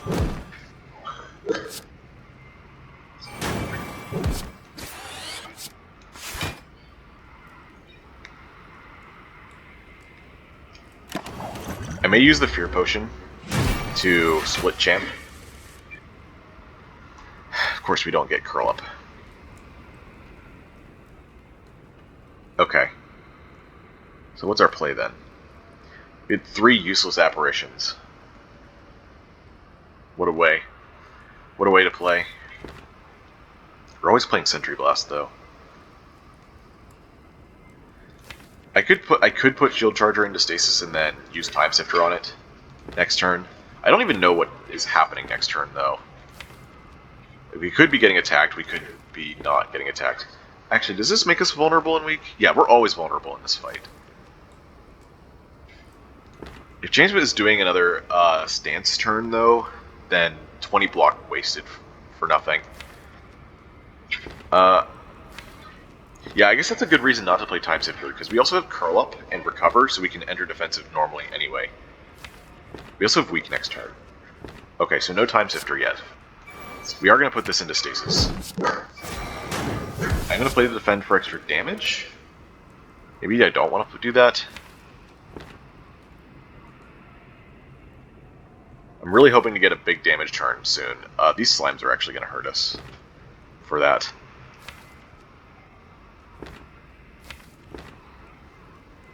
Drawing Recover here is also really bad. Man, I would say this is probably one of the worst draw orders you can get in this fight.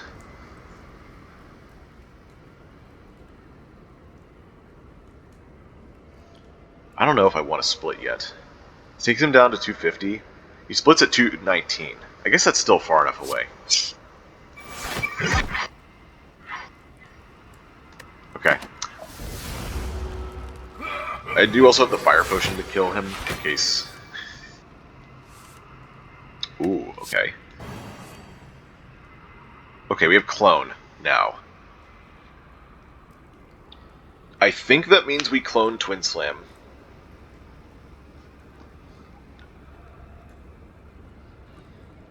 We have Nunchaku this turn, so we can do 4 of these. Since Twin Slam is technically 2. Yeah, let's get our damage.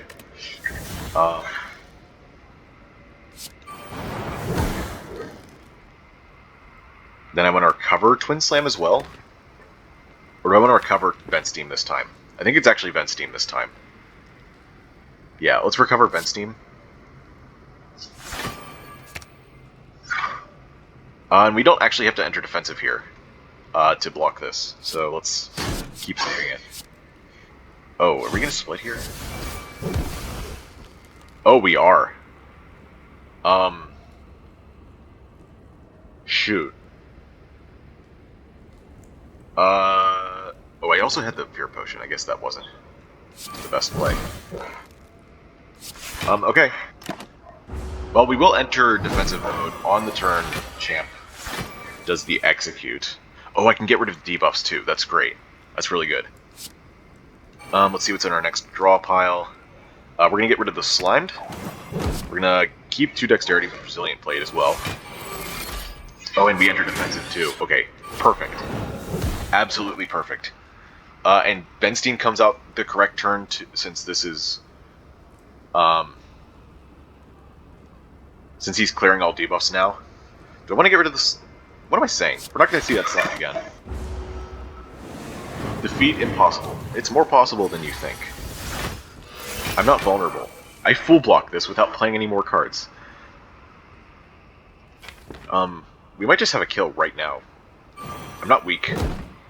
Not vulnerable. I guess I reroute Twin Slam.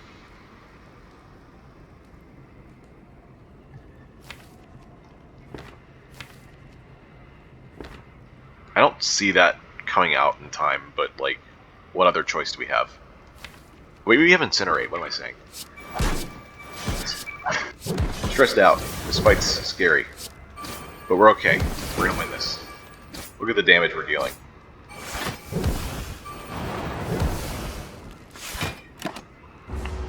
I do want to get Nunchaku back up, though, so... This is 12 plus 6. Okay, so we can do 2 attacks here. Awesome, we win. Oh. Okay. Stasis Field, I don't think that's the answer. That feels like too much. Feels like too much work to make that happen. But we have Time Sifter? Ooh. Time Sifter, Stasis Field.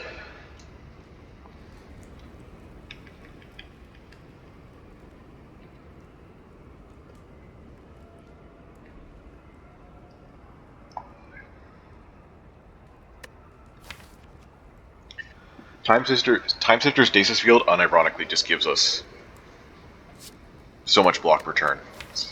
That may actually push me over the edge to taking it. We do have a Stasis Strike too to help us with stasis problems. And that actually makes Time Sifter being innate worth it at some point.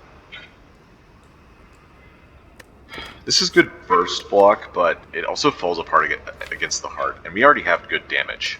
Alright, I'm gonna go Stasis Field. And Pandora's Box. We have 7 strikes in defense. We don't have that much dexterity, so it's not really a solution. This would just be kind of most of our block already. Like, we don't even know what we'd get from this, though. We could end up getting a lot more damage and stasis, or we could get a bunch of useless 3-cost cards. All 3 of these just kind of suck, to be honest. I don't really want to... I guess Astrolabe's the best here? Maybe? I actually don't really care about a 5th energy, so I don't have to take Busted Crown if I'm still looking for cards. And I don't know how much I am, actually, with Stasis Field. 3 upgraded cards could be okay. Worst case scenario, I just have to remove some. I don't know, Transforms on Guardian are so weird. So many cards are situational. I don't like transforming. Pandora's Box and Astrolabe are better early because you have time to build into whatever you get from them. Astrolabe only transforming 3 cards is actually not good enough on Guardian either. So, at least in the early game, because you can get, even if you get like 2 pretty useless cards, you can't really build into them very well. Meanwhile, Pandora's, you're pretty much guaranteed to have something usable or build into, something you can build into for later.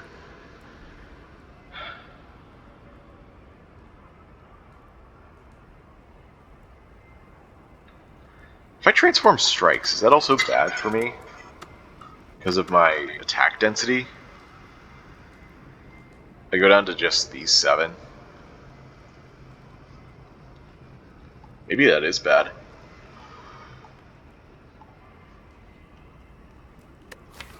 Have I had energy problems? A little bit. But not much. If I had more drop return, maybe I could grab like an overload. Maybe I can grab like some overloads or something. That is just an uncommon card, though. It's not likely to show up.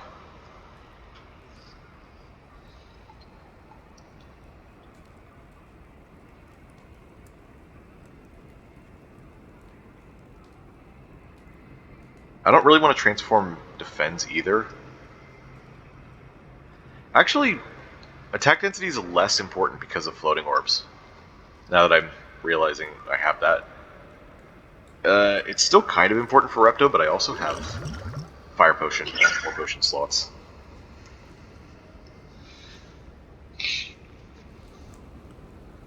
So maybe it's okay.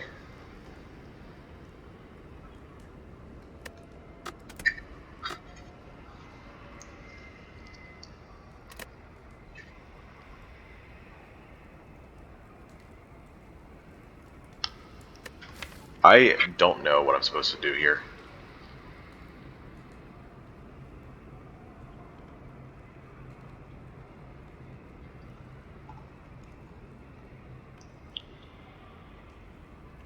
The deck's already solid, but I'm not sure I need 5 energy. Transforms are kind of sus. I think for sure I'm not taking Pandora's Box unless I come up with some big reason to do it. You know what? I think I'm going to take a break here before making this decision. I've been recording for almost 2 hours straight, so I want to come back when I'm fresh to make this decision, and maybe I'll see something I didn't see before. So I'll be back in just a second. Alright. I'm back, and I made my decision off screen here. Just want to talk about this real quick. I do think Busted Crown is useful, or at least we can mitigate the downside, because we already have a lot of scaling damage, a lot of scaling block, so we don't need very many more cards. Not as much as I thought. However, the problem is I don't really feel like I need a 5th energy at this point. I could be wrong about that. I ended up all the the costs of our cards, and between the 2 cost cards and the 0 cost cards, and I'm counting Ben's team as 0, we have 30 energy of cards in the deck, and since this draws a card, technically it's 29 cards for 30 energy. So 5 card hand, on average we're going to have about 5 energy. However, with variants we have either 4 energy in hand or 6 energy sometimes. Which means that sometimes that 5 energy doesn't get used in the 4 energy hands. And sometimes in the 5 energy hands it doesn't. You don't really want to spend all 5 energy anyways. For example, like if you have apparition that turn, you don't want to spend a lot of energy blocking for no reason. The turns that we have 6 energy, 5 energy would be useful, and then you just leave 1 energy worth of cards in there. However, I think we can get away with just 4 energy. So, moving on to the other 2 then, because I think I'm not taking this. You could maybe get away with it, but I think we want to take one of these 2 instead. I was thinking about Astrolabe, and the problem is, like I said before, it's not consistent enough since there's only 3 transforms. Also, we do still kind of want our defense and strikes. Actually, do I want my defense? I was leading this up to saying that Pandora's box is not as bad as I thought, because whatever we get from it, we can build into more. I was a bit nervous about that before the break, but I have more confidence now. We have a lot of stasis support already. We have 0 cost synergy, all that kind of stuff. Saying this stuff out loud, though, I'm kind of wondering if it is better to just Astrolabe Defense, because I'm not going to be using them very much. Because pre-program is not doing much. These could give me better attacks, these could give me better blocks, could give me more scaling, rather than get rid of the whole thing and risk a bad Pandora's. Then again, strikes aren't very good either anyways. So you might as well go the whole way and look for strong combos between that and the deck that we already have.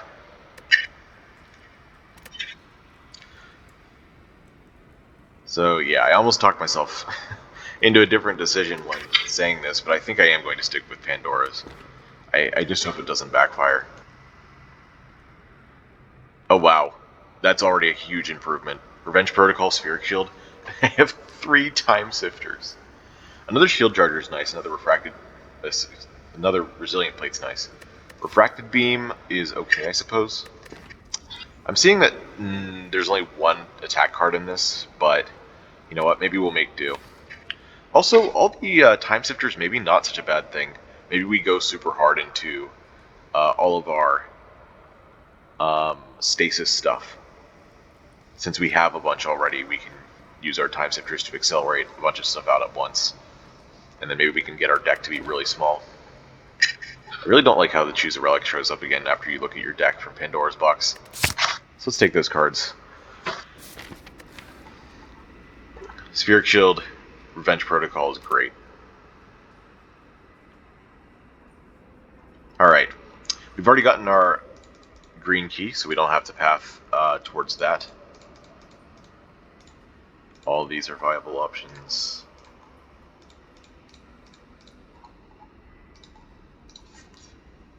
Three Campfire, 2 Elite Path on the left. 2 and 2 down the middle. No need to do this.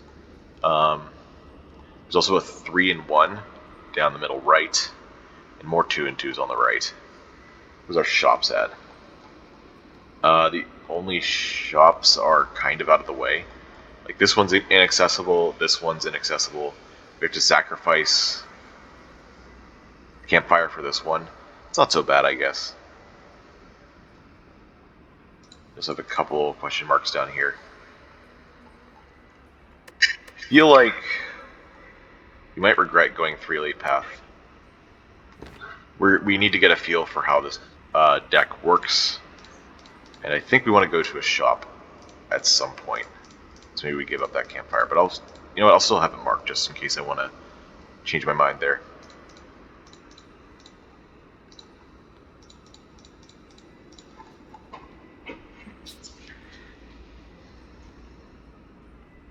Yep, that's what I'm gonna go do. 14.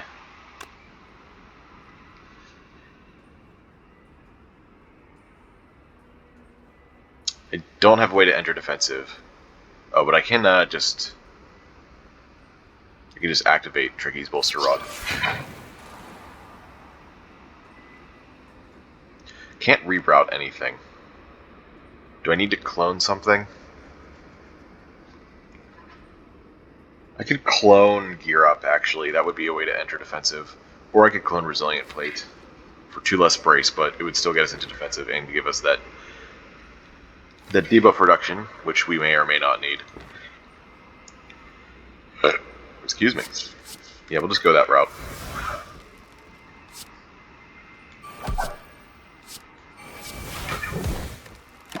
That hit the exploder again? Awesome. I guess I could have also cloned the floating orbs. That may have been a good idea. Oh hey, there's Spheric Shield. Very cool.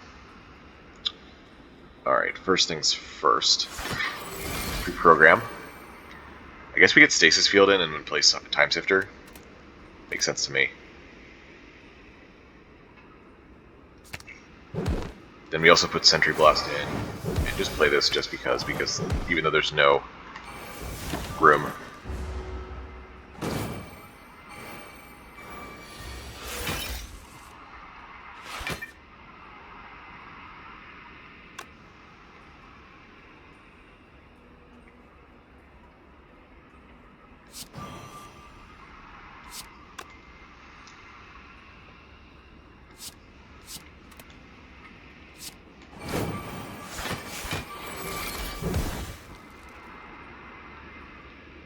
Forgot I was trying to kill the exploder here. That's alright though. We will absolutely survive.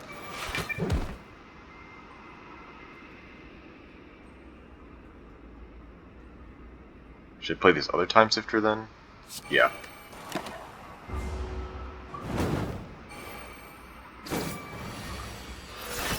This may have actually worked out in our favor.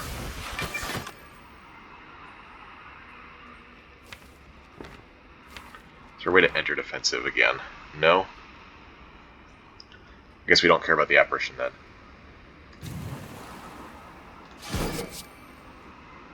Maybe we care a little bit. Yeah.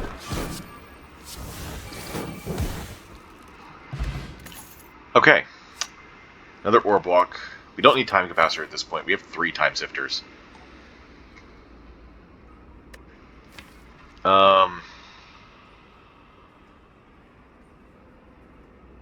Another orb walk plus I don't think is necessary. I think just the 1 for strength plus floating orb should be fine. It's going to be hard to get this into stasis anyway, so let's not take unnecessary cards. Oh boy. We do have a gem slot open somewhere. Yeah, these pre-program. So we can transform a card that we don't want. Probably one of the Time Sifters, to be honest. Could also do Refracted Beam. But I think it is still kind of important to have attacks for Reptomancer. Oh, we still have 8. Thought we had less than that. I guess the things changed since last time No, we had 10 before, I think. Oh yeah, and floating orbs makes stuff easier to do. Maybe it is still a good idea to do Refracted Beam. The less cards that are in our deck after we get rid of our cards, the better our stasis is.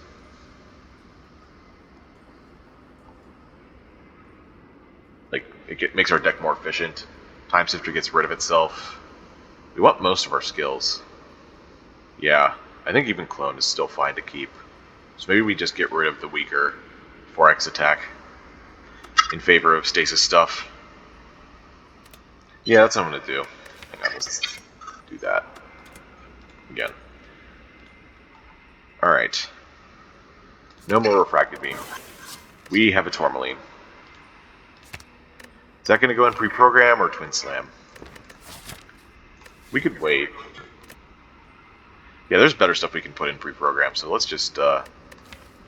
Alternatively, I could just dunk this Thorns and then put the new Thorns we got into it. and then we just don't use this. We look for better gems.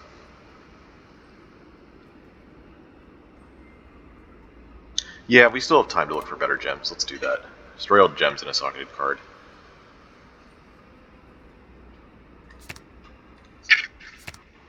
We'll put it back. Alright, cool.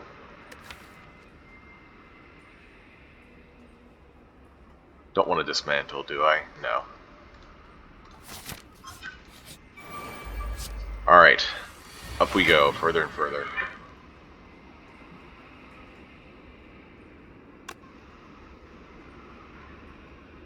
I get the feeling we want to be in defensive mode for as long as possible with a turn 1 like this. Let's do Resilient Plate and then we'll recover it. Then I can use Gear Up to re-enter defensive. I have a bit more block. Yeah, that's why. Okay. Take my Thorns damage.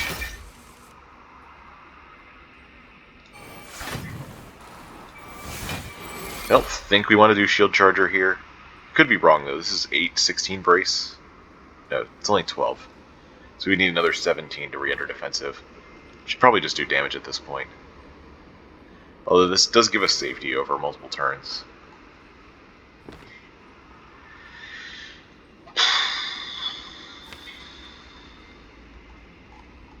Do we have the damage?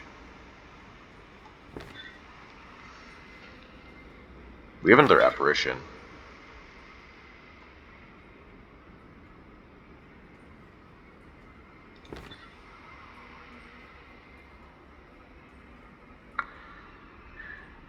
Yeah.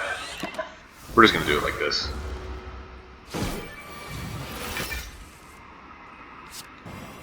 There we go. Okay. We can just do a bunch of damage this turn, that'll be fine. Oh yeah, we have Orb Slam. Cool. Amber, that's a better gem. Amber works in both Twin Slam and Free Program. Although with all the oh, that's a second floating orbs actually. I was gonna say triple time shifter. We don't really need to accelerate, so it may actually be correct to take the second floating orbs, especially in a deck of this size. Getting the scaling and play faster is good. Let's do it. Gold, awesome. You'll love to see it. Oh boy, it's this guy. Okay. Is this a fire potion? It's probably not. I think we need to...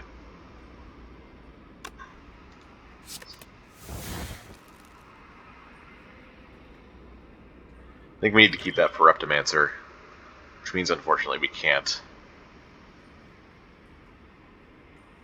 block this turn, but that's okay. We'll enter defensive off of these, I think? Yeah. We'll be safe for a few turns this way.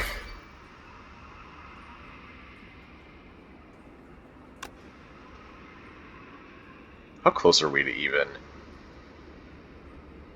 re-entering defensive off this? So 18 more is what we need. Not close enough, apparently. So these apparitions kind of go to waste.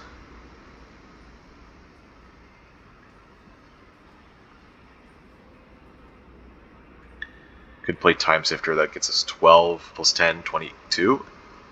22, is that correct? No, that's, no, it is correct. We just have 6 left after. So how do we enter defensive off 6 more? Curl up. And it looks like that's it. Oh wait, no, we have 2 resilient plates. We also have Spheric Shield and Stasis Field. Spheric Shield, I mean. There's also, I guess, Recover, Strike for Strike, specifically. There's a few hits. Okay. We'll do it like this, then.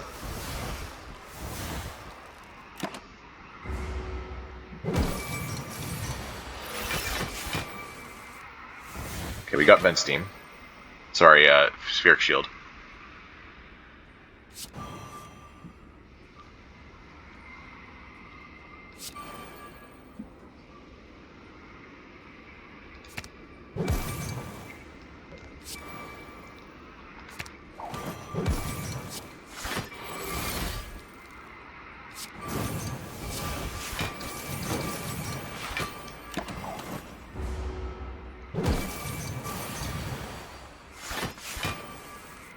Okay.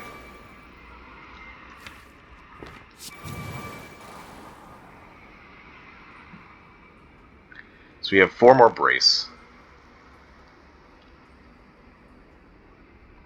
Plus this is 16. So we have 14 more. We could put this into stasis, get it back. So we need 11 more. We could do that with those resilient plates. Okay.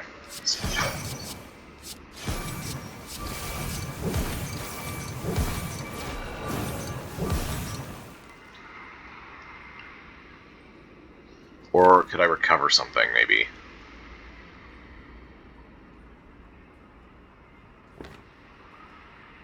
No, I need to play the curl up. We'll at least get this out immediately.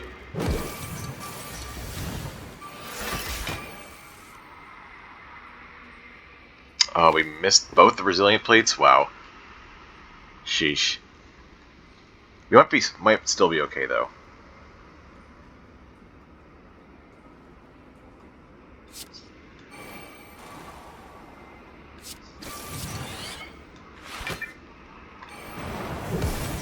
We have 1 time sifter in play, which means we get stasis field out immediately.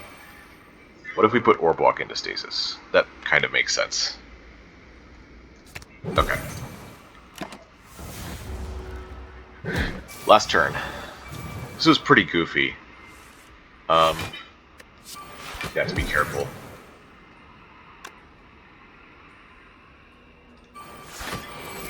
We get our strength.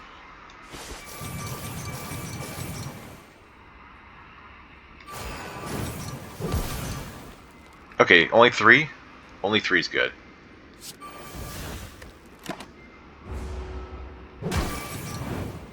Alright, well that was scary.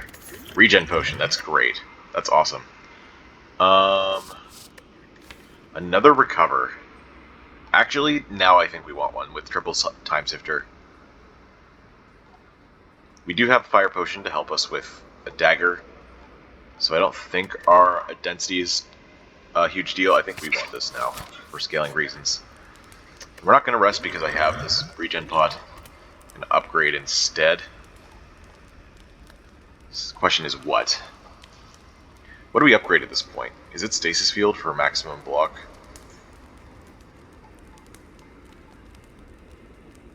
Could be twin slam. But we still don't have a gem for it.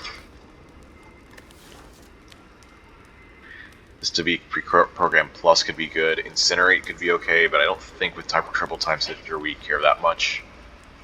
I don't think we care about apparition. Actually, maybe we do care about apparition upgrades. We enter defensive quite frequently, from what I just saw in that transient fight. Although we did take some damage for that. Maybe keeping these is still the play, though.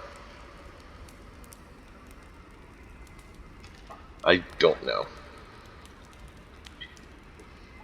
I mean, these other upgrades aren't amazing. They're pretty marginal. 2 more damage, I guess that's still pretty significant on floating orbs specifically. Stasis field is 4 more block per turn, that's okay.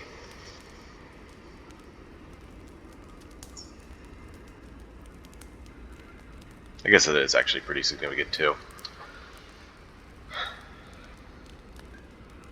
I don't know, maybe we are using apparitions when we see them.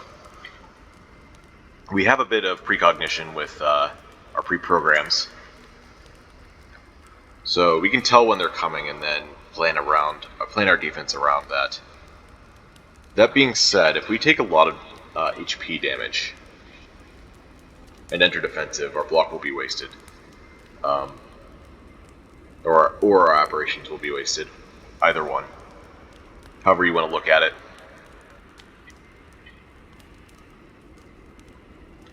I feel like this is actually the correct move. So I'm going to do it. We're going to slowly upgrade these apparitions. Okay. 6 energy turn 1.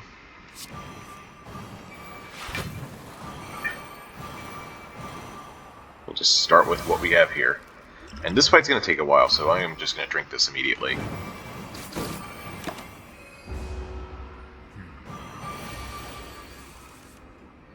Alright.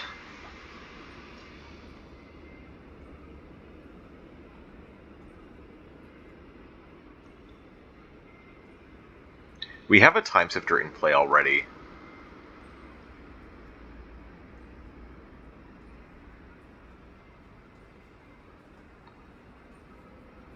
I feel like getting double shield charger into play is actually worth it.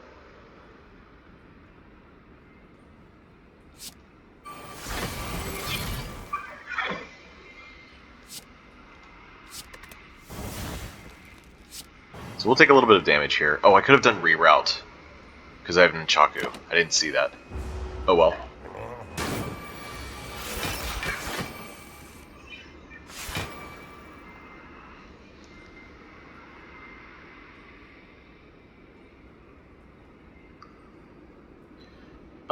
I am seeing a bit of a problem with our thing right now.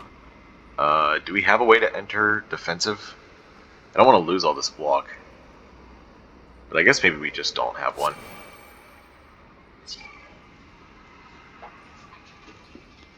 Could get this in for next turn. Looks like we will be entering defensive next turn, but that's fine with the apparition because... Actually, are we even drawing apparition? It doesn't look like we are. No, we're not.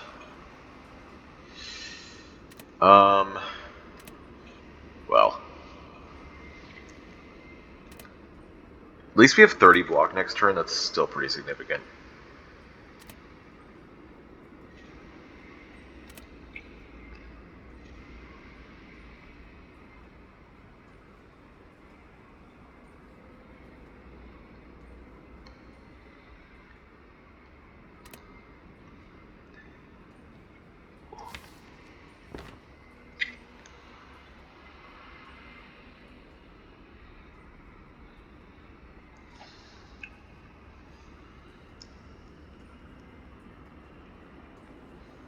Can I cancel? I can cancel. Interesting. Okay, so if I put something else in then, like the shield charger, we're even better off? Okay.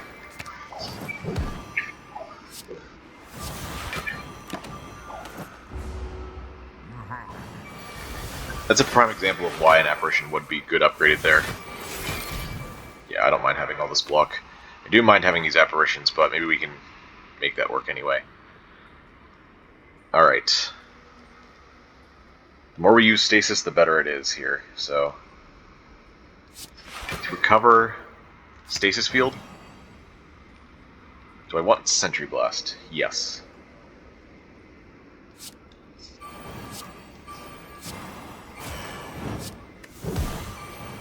Yeah, now I wish I had used Untaku earlier.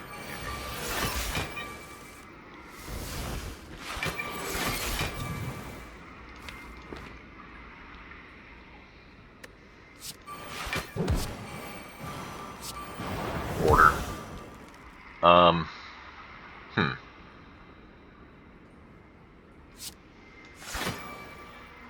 What do I want back? Vent Steam, maybe? That kind of makes sense.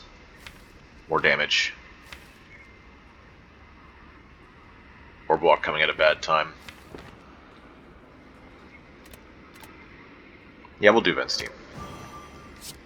Do I want to play Stasis Strike as well? No.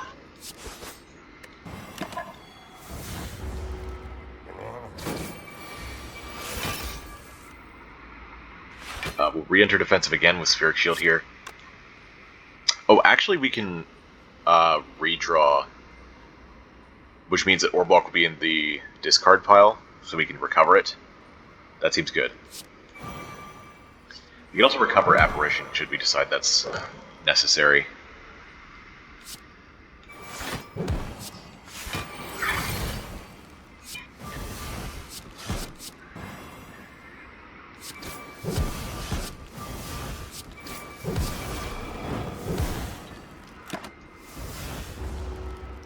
Next turn he'll be weak as well, so... Oh. Wow, we drew like all of our slime there. But it's okay. Oh, we're out of defensive mode, huh? Okay, we want to put this in first, then. Then... Oh, Apparition, maybe? Actually, Apparition for next turn is more important, isn't it? Because I'm not sure I have the block for next turn. Yeah, it doesn't look like we have the block for next turn. Apparition it is.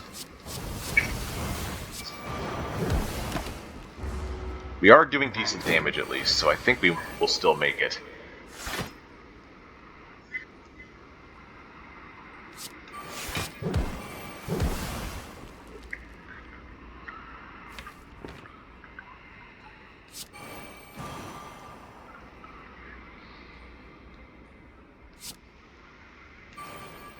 What do we want into stasis?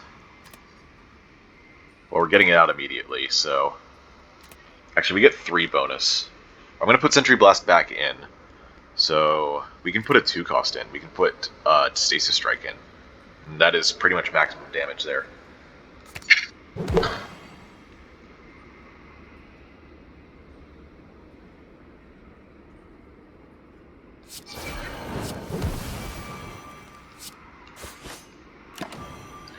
Okay. It is time.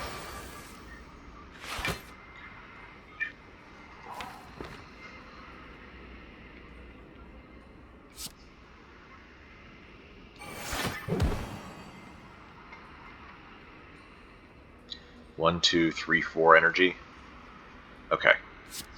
Let's start with Resilient Plate to enter defensive and get us 2 more strength.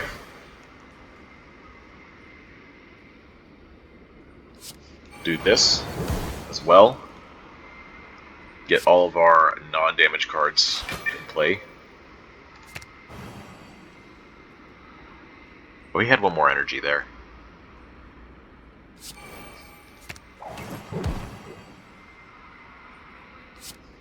$18, 27 is 45, plus 27 is 72,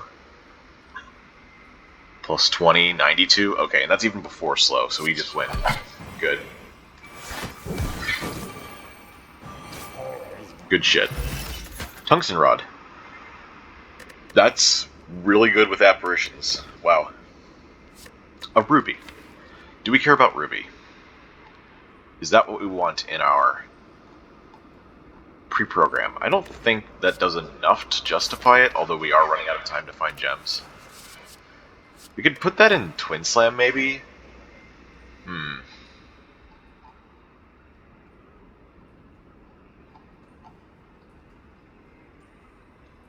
Yeah, because that actually combos with the damage, even though we are running out of time for gems. We could still find gems here. I'm still gonna wait. More apparition upgrades, I think. We still have a couple. We still have 1 more campfire this game for the 3rd apparition. And you know what? Maybe we don't even want to upgrade Twin Slam so we can get these apparition upgrades in. Alright. Last chest. Bag of Marbles. That's... It could be good. Depends on the draw. Start of your 3rd turn, gain energy and draw 2 cards. It's pretty expensive. What else is in store here? You can buy a 3rd Floating Orbs. We could buy a Trip. Trip is actually kind of good. Just in general with Guardian, with Stasis, it comes out immediately. But also good with Floating Orbs and our Strength. And we only have the 1 source of Vulnerable, which is not doing enough for us. So it may actually be a good idea to take that. And you know, despite the few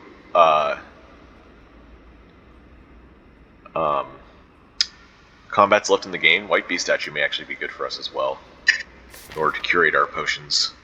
We can grab 4 fights here. That's 4 potions. I don't know what our potion chance is right now. We got another one at some point and I used it. I forget how. Yeah, the regen potion, that was it. So how much is all this? This is 600 something. Yeah, I don't think Supply Scroll's worth it. Maybe it is, though. Just to have more consistency, turn 3. Turn 3 is a big attack on uh, both the Act 4 fights. So maybe it is still worth it. There's also toolbox here.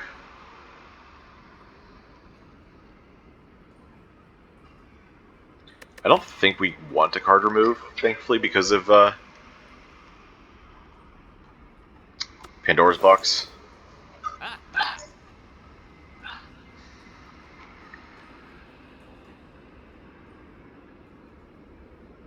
I'm looking at the potions here, I don't think any of them are good enough. Cultist Potion's too slow and too expensive. We don't have any more defense for Dex Potion.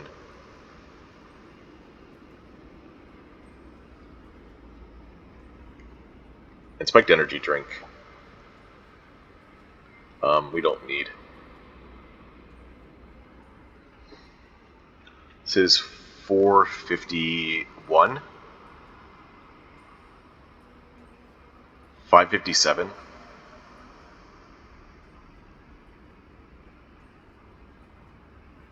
So that leaves us 69 gold. And then we go to Act 4 with another 75 for 144. It's not enough for a common relic, unfortunately. That's what we'd really be wanting. Although I guess we could buy potions if we really need to curate our potion belt in any way. Is Toolbox worth it here?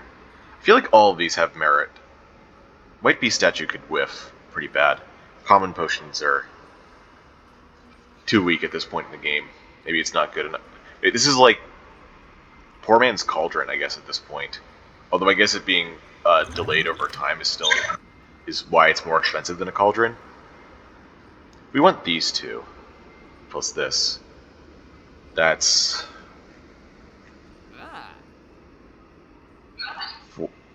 487 plus 106. 593. So we could still buy a potion by the time we get to Act 4.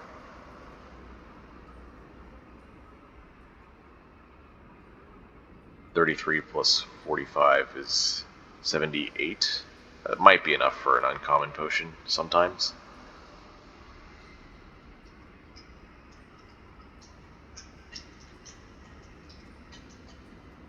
Is it worth it to buy the trip? Maybe it's not worth it to buy the trip. You know what? Let's go with this and then just leave. That leaves us open for a common relic and other stuff and potions in the last shop. And we also don't add a card to our deck that might backfire. Oh great, love fighting these guys. Ugh, you're all attacking turn 1. Impatience, what is our attack density again? 7 now, out of 31? That's still like an average of 1. We could maybe play with some of those attacks to draw more. Or we could just draw 1 without having to play the attack since we're trying to block this turn. Oh, we have 6 energy. Okay. Okay, 1 Incinerate. Oh, also Shield Charger. Shield Charger, Incinerate, Impatience. This is 23.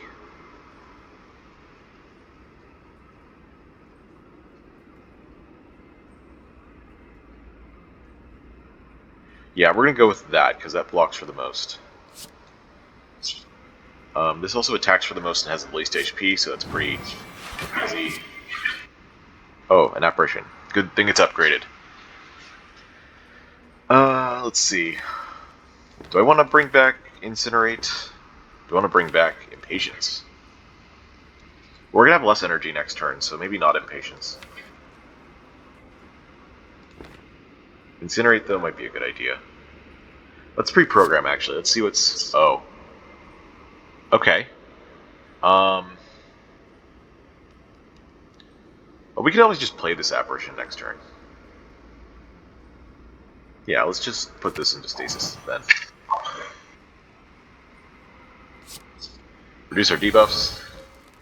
Very nice. Oh, you know what? We're going to be entering defensive for next turn. Looks like. So no Apparition anyway.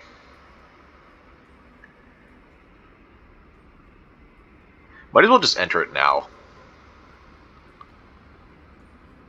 Or... No, we still want to enter it next turn. Instead of now. Do we want this pre-program in? I guess so.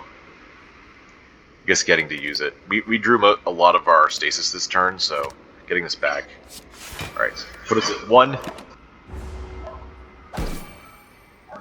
1 brace. Which is as close as we can get without entering this turn. Yeah, this is the reason I didn't want to enter the turn before. I was afraid that something like this would happen. Time Sifter... I guess Time Sifter, Reroute, and Shield Charger here. Oh, but we don't have room to put pre-program in, so Reroute's just doing damage instead of something useful. Well, we're in defensive mode now, so we can probably block whatever's coming in. We don't have to put the Shield Charger in. So let's pre-program and see what's up. Stasis Field, that's what's up. That's good enough. Yeah, Time Sifter in play.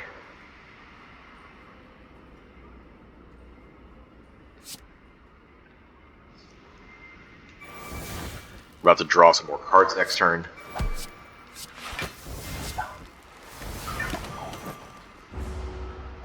Alright.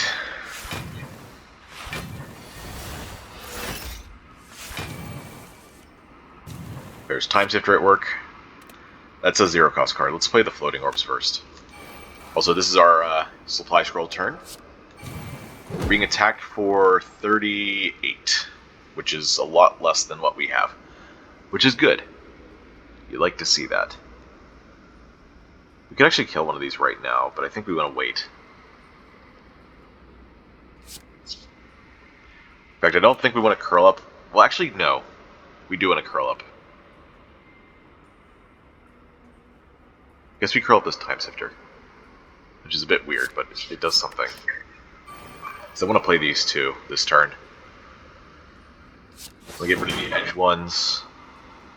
This just outright kills this. We have plenty of block. Let's use it. So what are we getting next turn? We have 1 Time Sifter in play, which means this comes out, which means we're going to be putting a card in that we don't really want next turn. Which I guess is Resilient Plate. Yeah, that's fine. But we weren't going to draw that anyway. Yeah, maximum Thorns damage here. It's real nice. It's another Floating Orbs in the draw. Let's play Vent Steam. We didn't get it. That's okay, though. The Clone Twin Slam.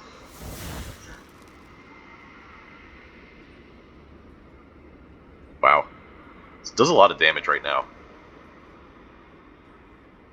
Shivs do 10 damage as well. Wow. So how do I spread out this damage in the way that it wastes the least?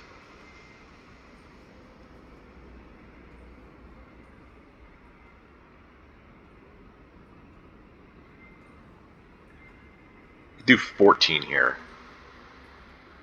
Okay.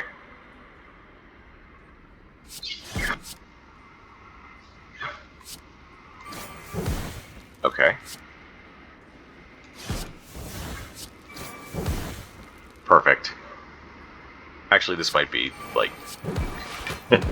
too much. That's okay, though. We have 2 Time Sifters in play, which means both these come out, which means we can afford to play this instead. We're gonna just kill this next turn.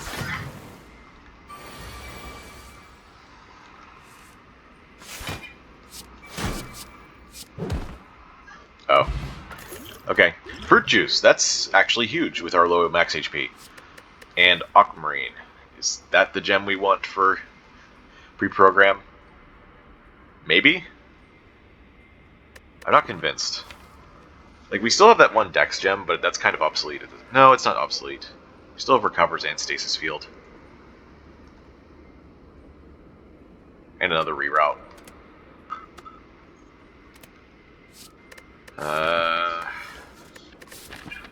We're running out of time to find good gems. It's still just kind of a minor effect. I guess it's 10 damage with Floating Orbs. Alright, that's good enough. I'll say it's good enough. We want more fights, right? think we want more fights for more potion chances. Even though Act 3 events are still very good.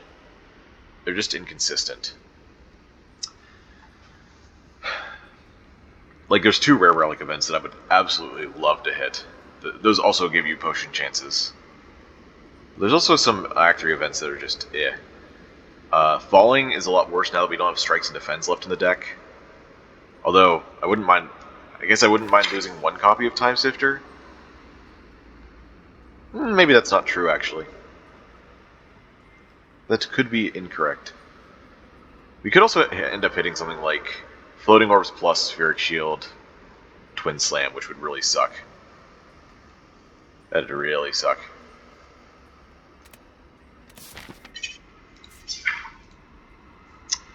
I'm thinking we go with a consistent value. I want to grade this, but this is a safer play. I say that, and then we find this.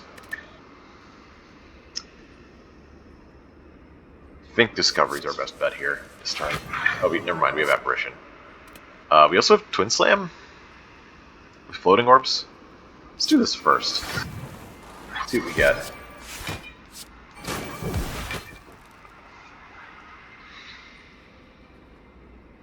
That's good.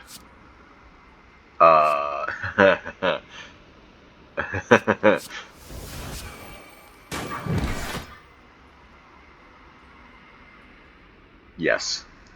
I want to play Sentry Blast too.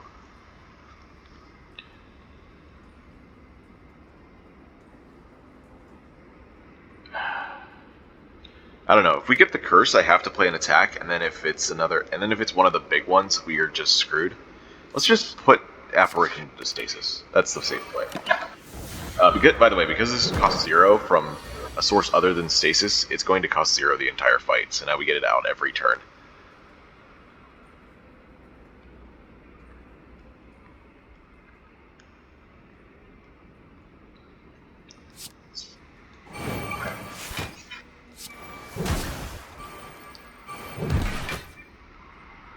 Okay. We're good with that. It's not the curse.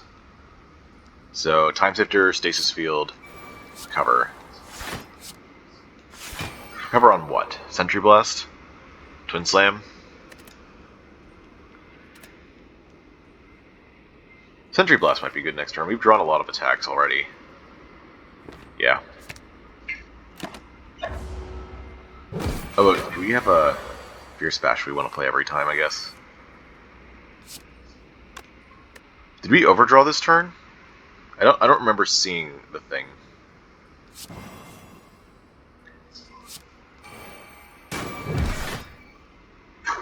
.24. I guess Revenge Protocol might have been nice this turn. Okay, that's maybe not amazing. But we can enter defensive and remove our vulnerable, so that's not terrible either. Oh, this didn't get to come out. Okay.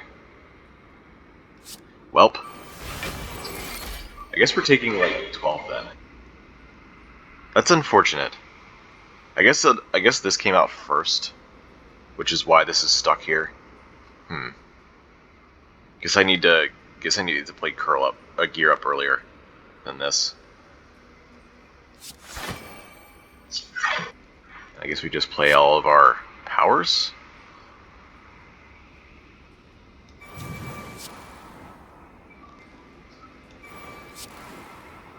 I could... Oh, never mind. I can't risk it anymore. Oh, we only take a little bit. We only take 10. That's not great, but it's better.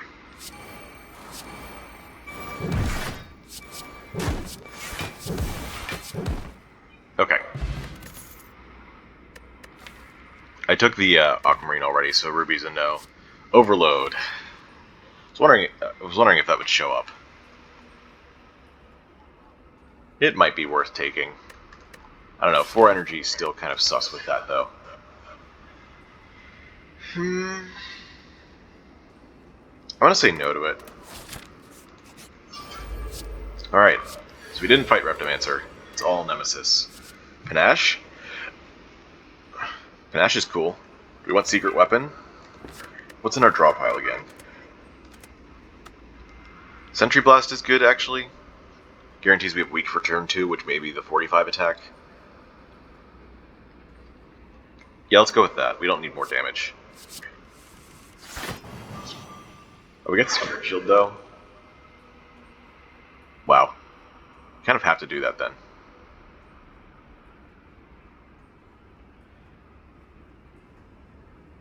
I also have Time Sifter Stasis Field in hand.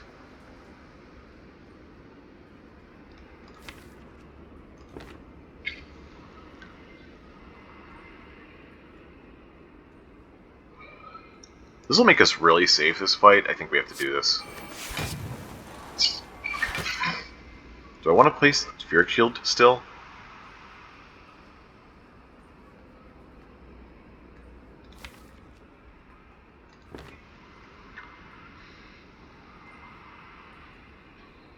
Do I need to? Maybe there's a world where I don't need to.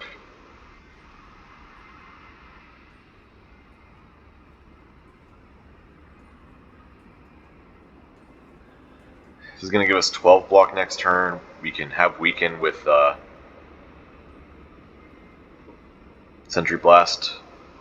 So that's 12 out of 33. We need to block another 22.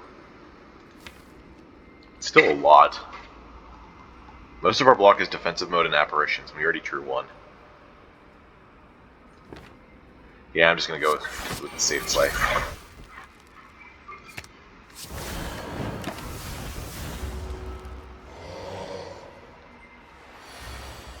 She is the big one.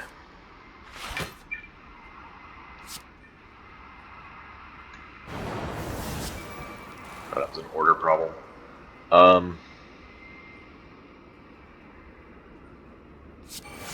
I want to recover something? Maybe Revenge Protocol actually is good.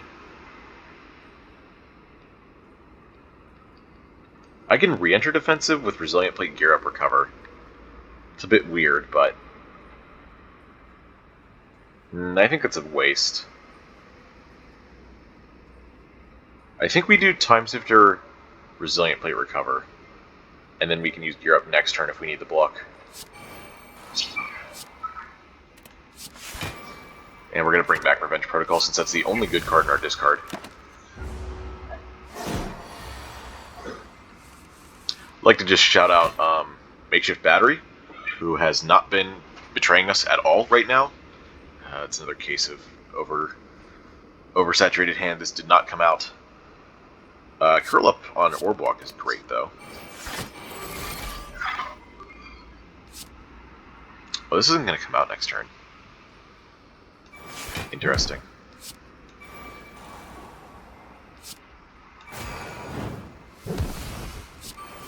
Whatever. Don't need to play that.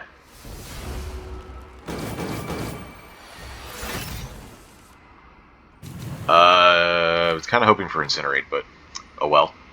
We don't need this anyway this turn, so I guess we're good. We re-enter defensive this turn. Doesn't look like it. Apparition next turn. Oh,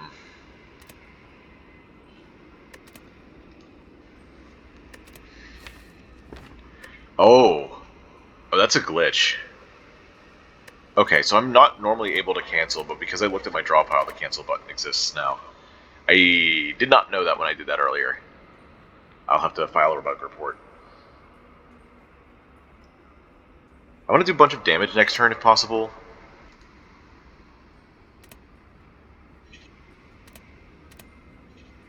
That should be pretty possible.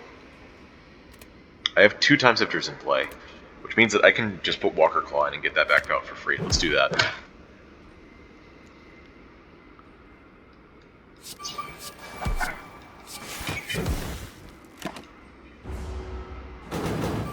Alright. 45 attack, but I'm not afraid at all. Look at it. Look at all that block. Amazing.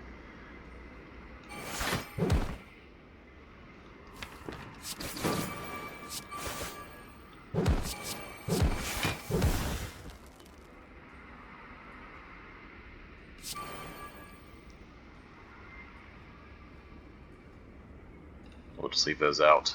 Oh wait, no we can't.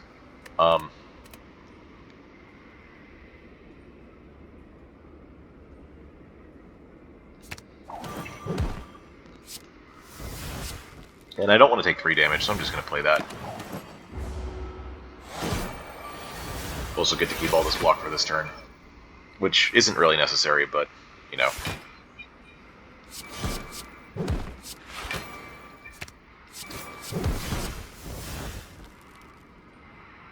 Seven. 8. Alright, and then we'll get this up to 9 and kill pretty much simultaneously here. Yeah. Yeah, this is a lot of damage. Whoa! What a relic to drop. 3rd floating orbs. Maybe? Maybe?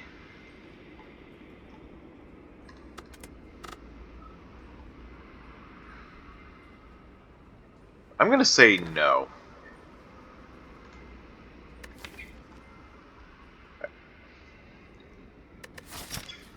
Slows us down when we need our front load.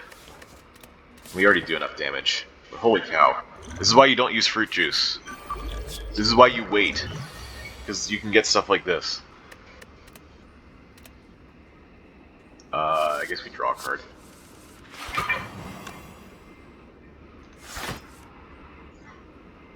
Wow.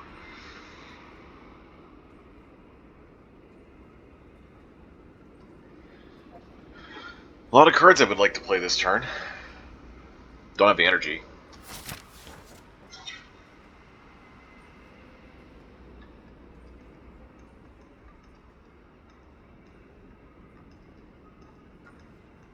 Oh, by the way, we're also still going to wait because Pantograph exists. And if we use this now, we get less healing from Pantograph.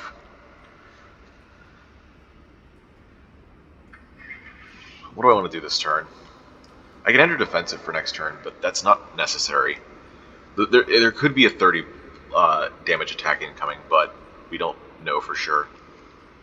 I could clone Shield Charger and curl up Shield Charger. Then I can play Revenge Protocol Stasis Field. I think that gives us the most. We'll be frail next turn, but that'll give us still 14 block.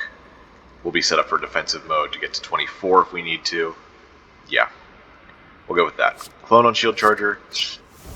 Curl up Shield Charger. Stasis Field, and Revenge Protocol. That even goes some block and strength. Right. A lot of offensive potions other than this, though. I don't even have White Beast statue. Glad I didn't buy that. Looks like we are taking a little bit of damage this turn, but that's fine. That's why this is fine. We have Pantograph. Do I just do as much damage as possible, or do I want Time Sifter? I don't think I want Time Sifter since it's doing this. And these are still in here. We still have 2 more anyway, so let's just do as much damage as possible. I'll play the gear up since I still have a spare energy, though.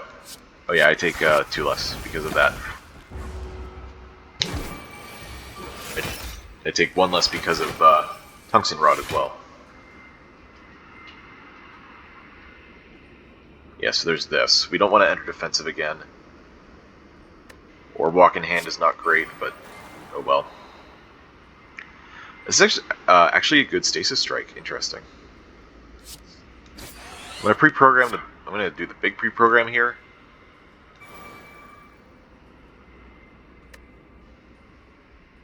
I'm going to do that. We know it's not attacking next turn, so we don't need to get Stasis Field out.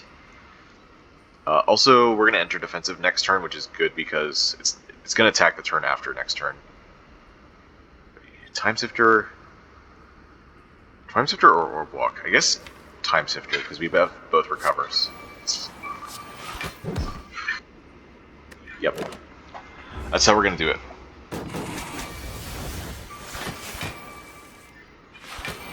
Evaporation.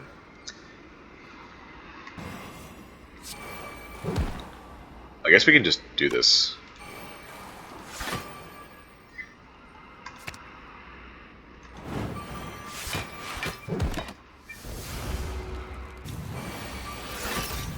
Yeah, we full block that. I'll play Resilient Plate to clear debuffs. And start doing some more damage. I could play both apparitions here in case next turn goes bad. That's smart, I think. Or I could just bring back Shield Charger. We have 2 Time Sifters in play. I can bring back Spheric Shield. Let's do that. That way we can keep this apparition. Yeah. The big multi.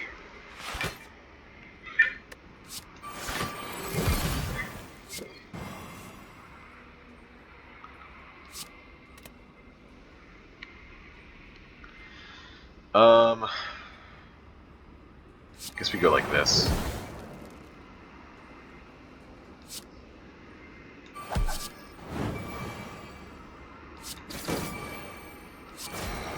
Maybe we just have a kill here. We do just have a kill. Let's wait to kill with so we can take up Nunchaku a little bit.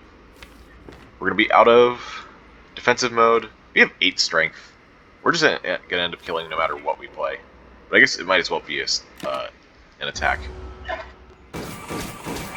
Never mind. Oh, well, I wonder how the math works out. Is it better to discard a potion for Gambler's Brew, or is it just better to drink the fruit juice now? Another stasis field? Are you kidding me? Double stasis field is like really, yeah, it's too good to pass up.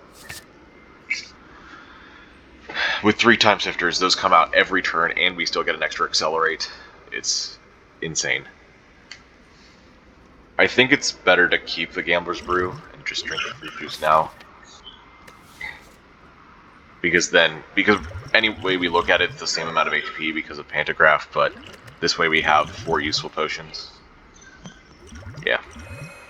A bit disappointing, but, you know, I guess I'd rather have a potion than not have one. Alright, recall time.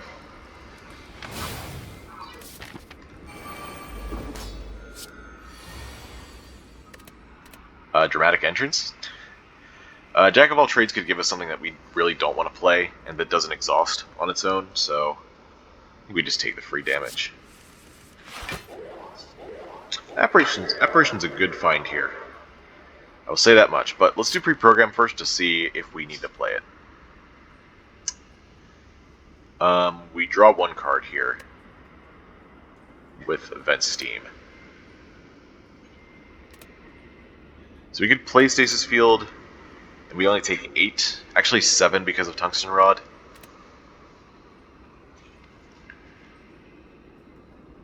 I don't think that's compelling enough when we have an Apparition in hand, so I think we just put Stasis Field in and then play Resilient Plate this turn. We want to clear debuffs on Donu?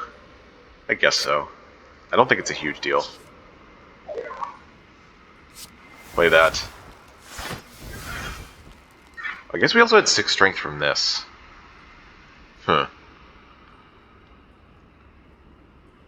Means I just could have put something else into stasis, I guess. Yeah, we could have full blocked with this. Oh well. Play this for free brace, or do I want to play Gear Up to get it out of hand? I guess I want to do Gear Up to get it out of hand, actually. Because I've had problems with hand size and supply scroll. Okay.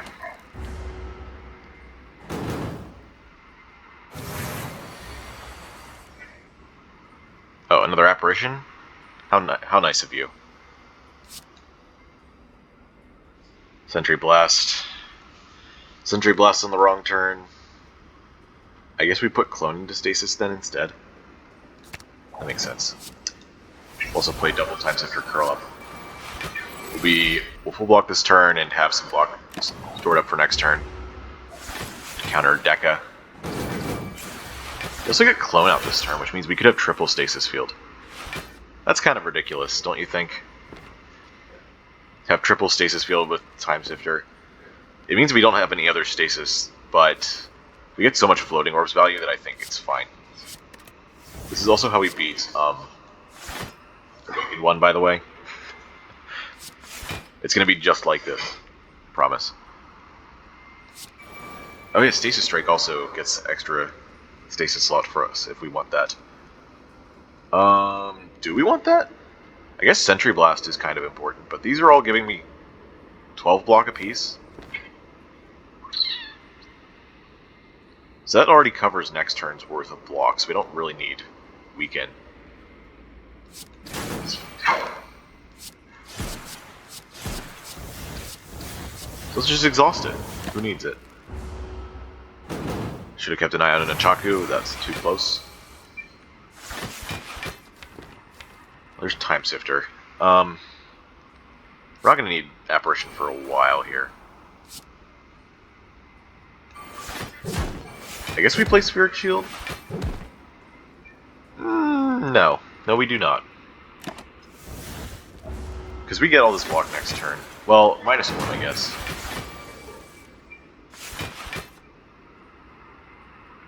Oh, we have Incinerate, though. We're good. It's all good.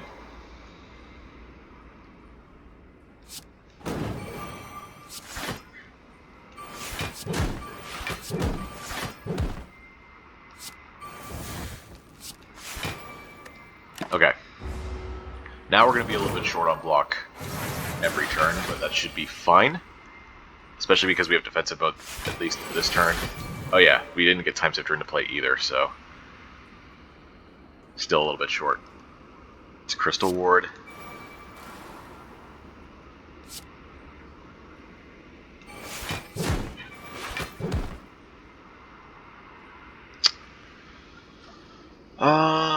We have Pantograph, we're fine. It's gonna be okay. Doesn't matter. Oh, we only take 1 damage because of Tungsten Rod. That was a lot more than I thought it would be. A lot more block, I mean. Okay.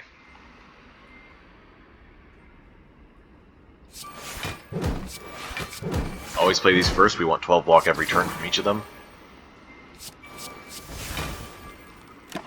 Yeah, this is going to be pretty straightforward from here.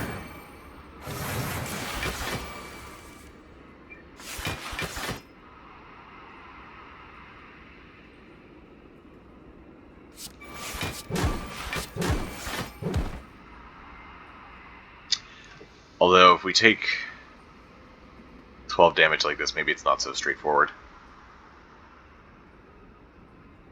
Maybe I could have accelerated Shield Charger? That would have been a good play. Oh well, 12 damage, still not enough to hurt us. Not really. Donu's also going to put us in defensive, so we're good for the next 2 turns. Although we're probably not going to need it against Donu. We'll play Spirit Shield to make sure we get all the turns against Deca, though. I need to clear this now. I'm noticing the slimes are starting to become a bit of a problem.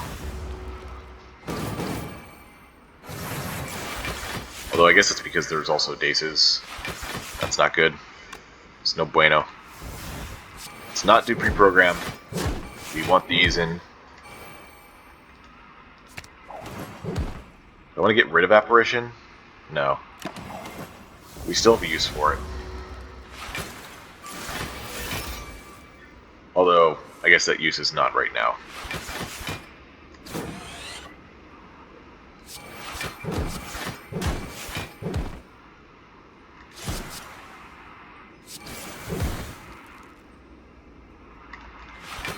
Just gonna get as much damage in as possible. Not gonna come out for 2 turns. Okay. Now we're starting to be a little worried. Oh wait, we have stuff? We can incinerate this. Let's do this first. Incinerate. I guess we can put Shield Charger in. Yeah, that'll cover our block. It's 46. What is this at base again? Are we dealing with 42 every turn? Or is it 48? I think it's 42. I don't remember.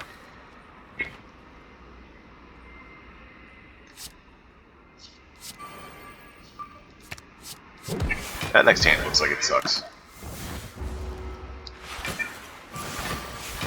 54. Okay, I severely underestimated where we were at. Thankfully, we are within defensive mode range. And so full block.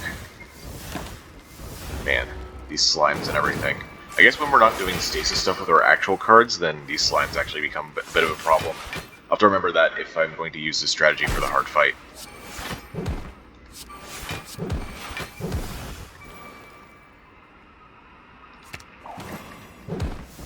Alright, we have a kill next turn. We'll be fine.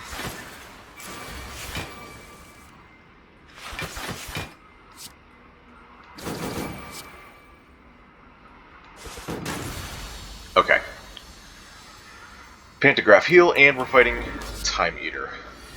Oh god. I feel like I should just take a break again. It's actually getting late.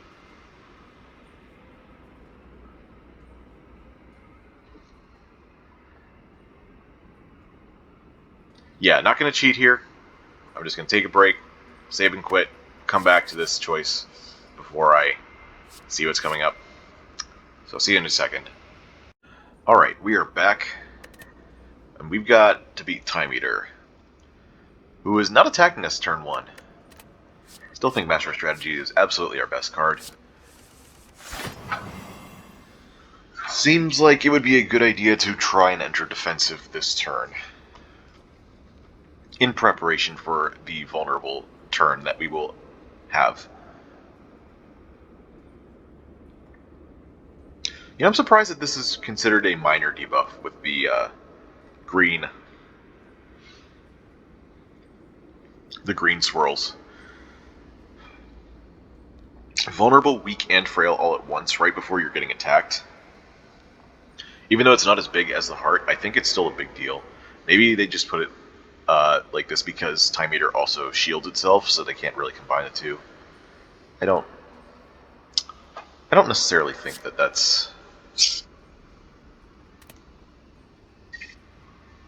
that had to happen. There's the words I was looking for.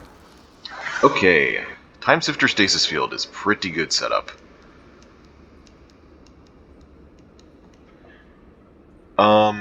I think, however, since we do want to enter defensive this turn, I think we're going to just go Stasis Field, and then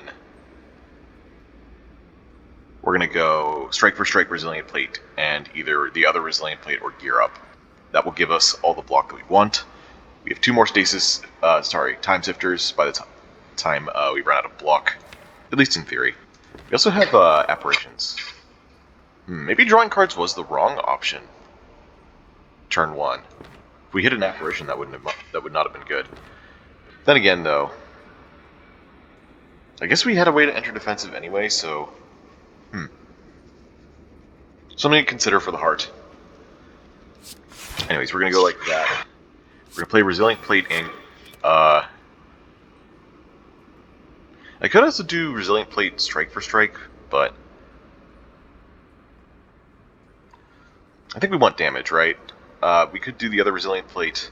I guess we need to get rid of Gear Up so the Supply Scroll can work properly. So we'll do it like that. And no use to exhaust. No need to exhaust this card, so let's do some damage. The only thing that not playing Strike for Strike would have done was give us more block this turn, but I think we have enough no matter what. 48. Why did it say 32 at first? I know that's before the vulnerable, but I had the vulnerable the entire time. Weird. So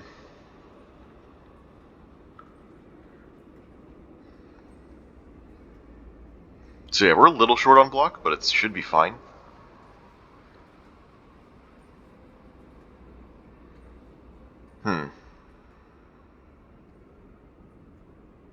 I want the dexterity, but I also am low on stasis slots. I already drew Stasis Strike, yeah? Uh-huh. So that's not great.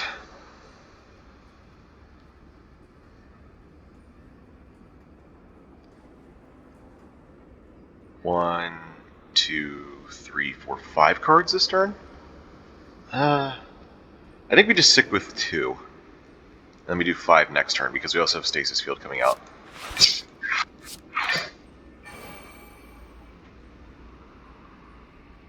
Yeah, we're just going to take our 11 here. That should be fine. We're going to heal up most of this, actually 10. We're going to heal up most of this by moving to next act.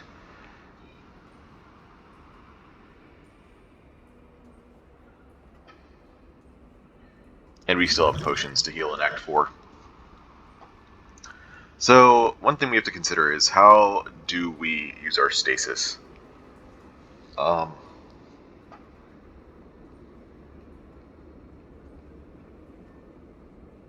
think we do need Stasis Strike in order to properly take advantage of our stasis slots. So I think we actually don't play this stasis field until after we play Recover to get Stasis Strike in. I'm going to do that. Now we play this for 3. Or do we? 10. Could also accelerate this out and play it. It's also Thorns damage. I also still have one more Recover in the draw pile to put Orb Walk into stasis. I don't need to enter defensive again. We don't know what what Time Eater's going to do the next few turns. So staying in defensive mode is not always going to be the correct answer. I think we do Incinerate Stasis Field here.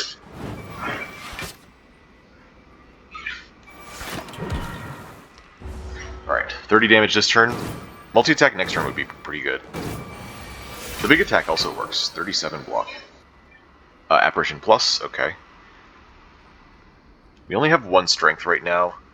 We're out of stasis room. Damn. Because both of our stasis, or time sifters, ended up at the bottom. I guess we don't really want Sentry Blast. It does kind of suck that we don't get Orb Walk here. I guess I could have seen that possibility. I still think it's important to have this, though. I think we just play Sentry Blast and that's it.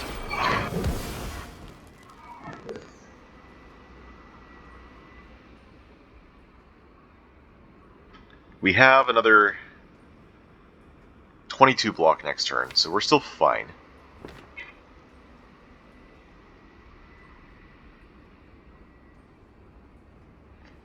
Using Twin Sim also procs and Chaku. Yeah, let's just wait. 1 card this turn, that's fine. Seems like a good turn for Apparition. 1, 2, 3. We'll put that back in, as well as do some damage. I don't think I want Intangible next turn. We're getting this out immediately. Also, this is the second oh wait, no, it's not the second multi-attack in a row. It did the big attack. So it could attack again. For 30. We don't have the block next turn if we do that.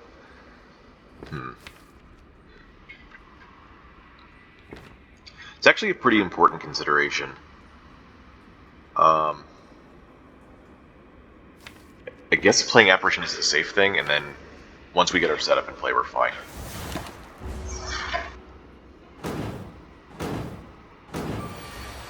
Oh, it did the big attack. Okay, so I think that was absolutely justified then. Alright, we draw a card here. I could also pre-program, but I don't think I want to do that. Because I want to draw this card rather than shuffle. That way we can get Stasis Strike back. We can get Walker Claw back. Let's see, 1, 2. I could have also cloned that, I guess. Let's clone the Walker Claw instead. 3, 4, 5. Ooh, do we actually want Stasis Field in? Might have wanted Stasis Field in first. Over Walker Claw. I still have 2 Time Sifters, though. Oh god. Yeah, I definitely wanted Stasis Field here. Looks like I'm going to be taking a lot of damage then. Good thing I can enter defensive, though.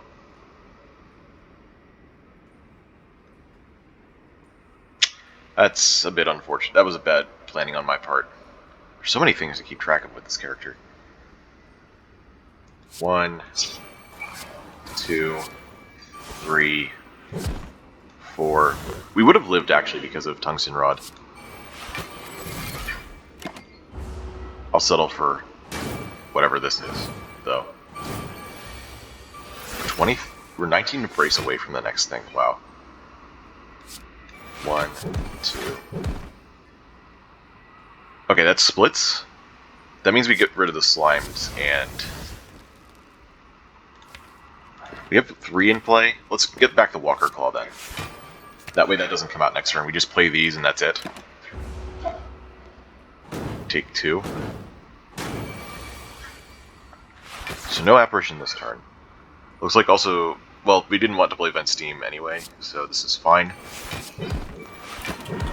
We'll roll over the clock. 38 block. Okay.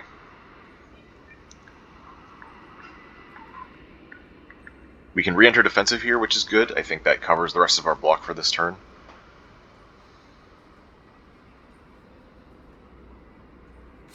We're going to do these first. I don't have any dexterity in hand. We survive this, yeah. We get 10 more block. 34 out of 38, we take 3. Okay. I'm going to reroute Walker Claw.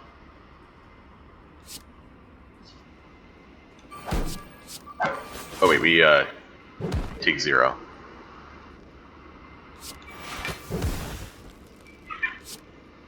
Do I want to play Incinerate or Stasis Strike? Incinerate gets Walker Claw out next turn. That's pretty important.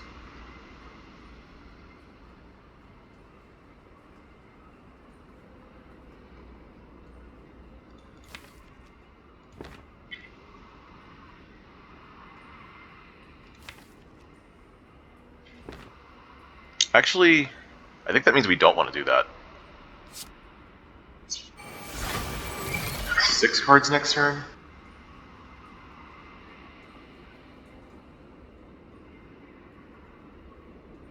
One, two...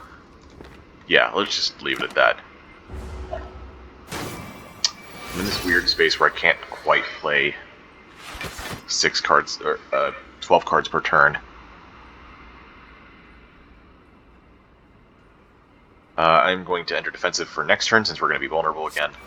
1, 2, 3, 4. 4 block is nice. Play the Slimes or the Crystal Ward.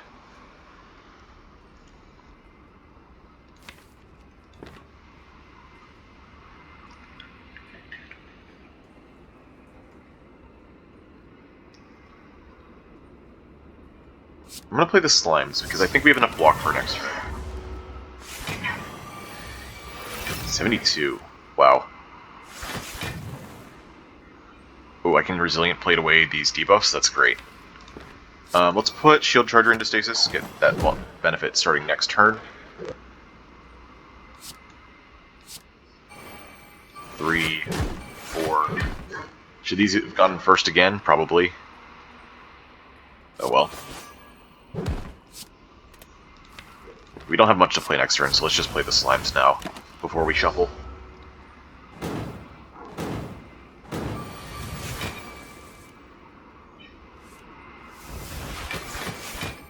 Yeah, it's 44 block right there. 1, 2, 3, 4. And 1 card next turn actually kills, so this is fine. Wasn't looking at that, but it works. And I'm gonna play an attack for Nunchaku. Okay. Bit of a misplay mid-fight, but that's okay, we're still alive. That's the thing that matters most. 20-39. It's a pretty low score, actually.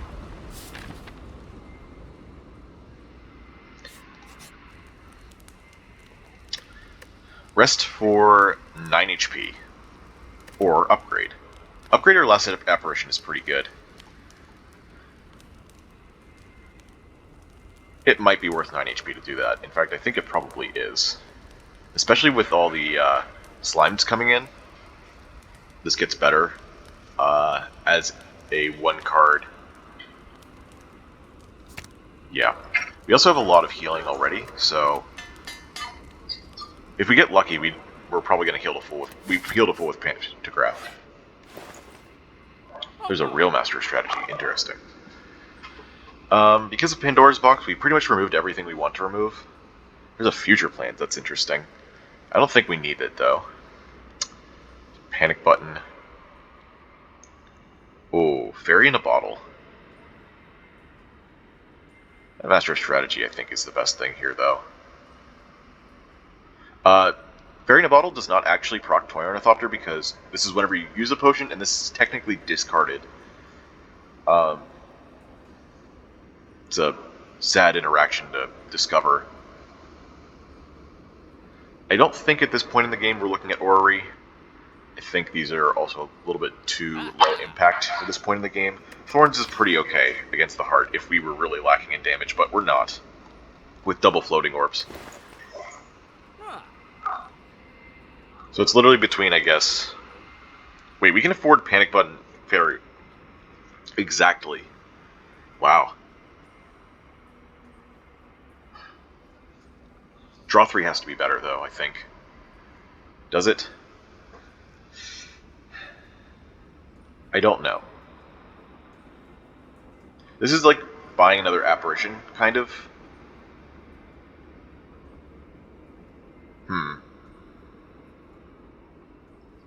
Man, it'd suck to die to Spear and Shield because we missed out on apparitions.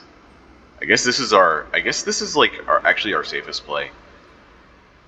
You know what, I'm gonna go with that. I don't want to die to Spear and Shield because of some draw order bullshit, so let's go exact gold and move on.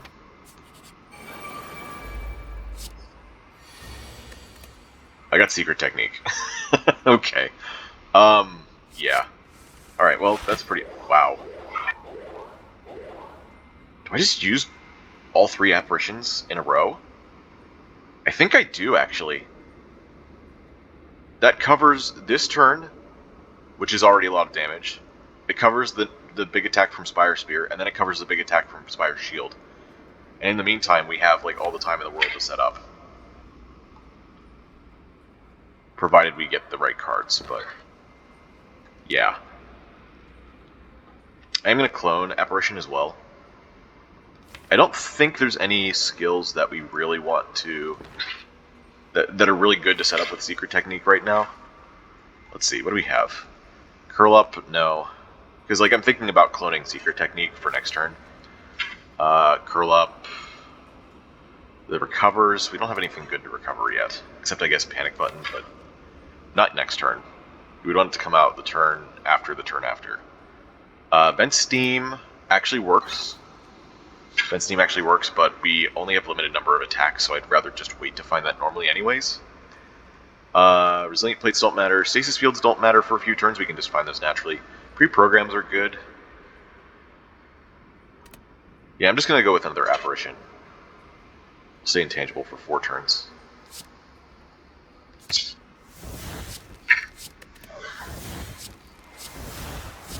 And I'll get rid of Gear Up. Do I want to go for Spire Shield? We have a lot of random damage.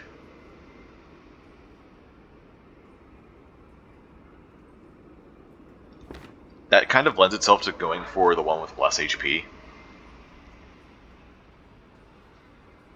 And we still have a while to set up. Alright, I'm going to go for Shield. Good, it got the focus. Great. That's really good. We might as well do this now. What do we want to bring back? I guess we could bring back the Incinerate.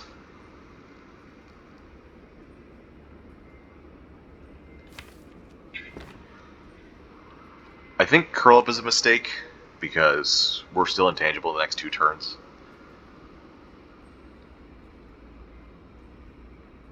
Or maybe the mistake was playing Gear Up. Whatever. You can take bonus damage, I don't care. We waste Nunchaku, but that's just kind of what happens. This comes out next turn, which was still when we're intangible, so I think Incinerate is still correct. Might as well do that.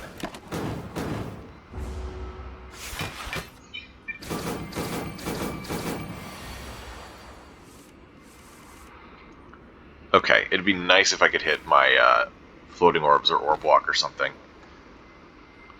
Oh, and Spire Spear is not attacking this turn, which means the extra turn of intangible actually works out here. Also, this is blocking for a lot this turn, which means I think we actually switch targets to Spire Spear for this turn only. But let's see what is in store for our future first. Maybe now's the time for... No, we can just play that next turn. We can just play that. How about this other pre-program, so we have another chance to get Orb Walk into stasis? We still are not finding any of our damage powers, which makes me nervous, but, you know, playing all the intangible, like... We weren't going to get that favorable draw order anyway, so we might as well go like this. We're about to draw here, right? Yeah, we got Shield Charger now. Okay. What was the other card again that we could have drawn? I don't remember. If I play Time Sifter, this gets procced twice. I don't want that. It could also reroute Twin Slam and forego the Shield Charger. I just feel like that's a mistake, though. We need 6 more brace for this. Okay, I'm just going to put this in. And then I guess I do the damage now.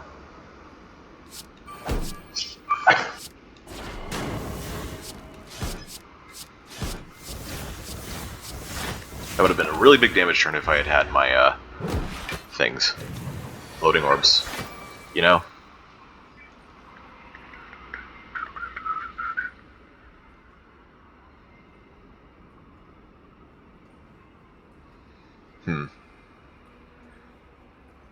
I was thinking about playing Spheric Shield here. I don't actually have to, though. Because I'm going to enter defensive with Shield Charger next turn, so I can do Revenge Protocol, Walker Claw. Or I could do Revenge Protocol, Strike for Strike, Walker Claw. That's even better.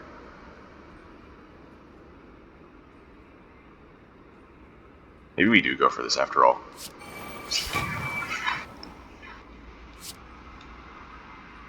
Wow. The next 3 cards aren't floating orbs either. Okay, so I do need to just kind of do this damage then. Let's accelerate this. Next turn we're going to have a big attack here, and I think the multi-attack here every time. So we might as well just enter defensive now. Get extra Thorns damage, and they strike for strike and Walker Claw. Okay.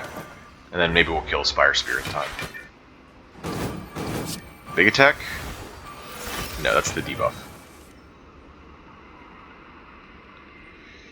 Wow, that's a lot of damage.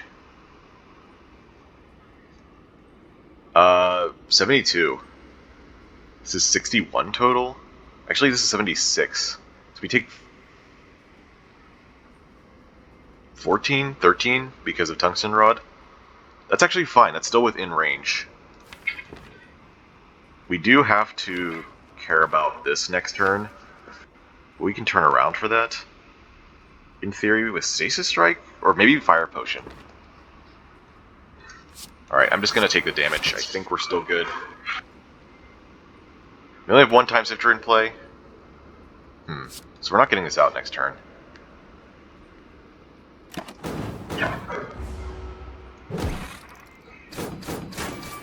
Yeah, 13 damage. Okay, Floating Orbs time. Man, this is a lot of damage.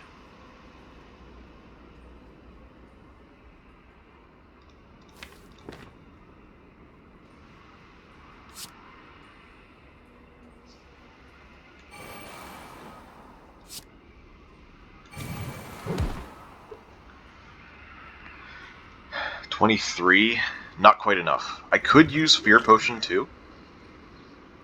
Fear Potion, Fire Potion. We turn around. We're taking 40. Then we play Stasis Field for another 6 block. 26, 40 minus 26 is 14. We take another 13. So we heal 10, which means we take 3 overall. So we go down to 21. That's exact for Pantograph. Okay. Absolutely worth. Oh, we even get Nunchaku. Interesting.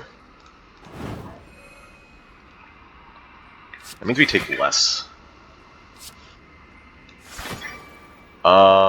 Next turn we're not getting attacked, so we don't need to bring back Panic Button.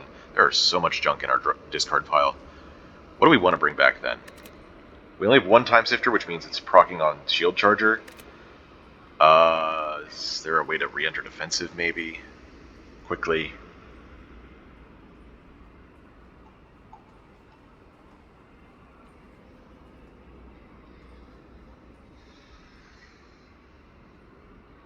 Maybe Vent Steam.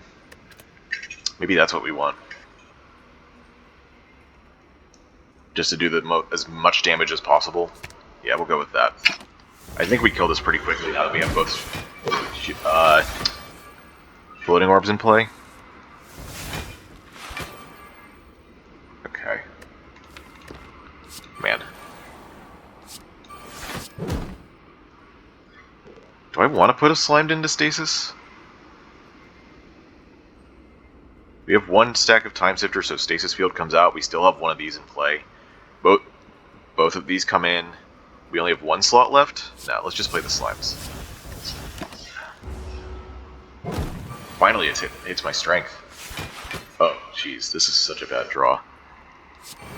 Oh, that's a much better draw. Is that actually a kill then? It is actually a kill. Sheesh. Oh, wow, that's really good. Clone plus.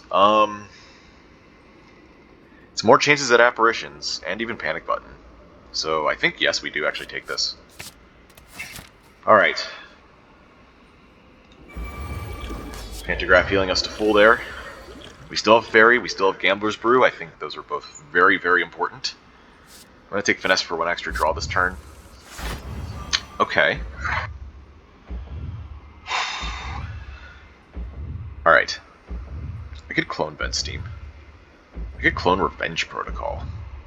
I think we have some good options this turn. Let's see what pre-program has in store. Looks like we're not getting an apparition for a while. We do get Spheric Shield next turn. We don't have a way to enter defensive this turn, though.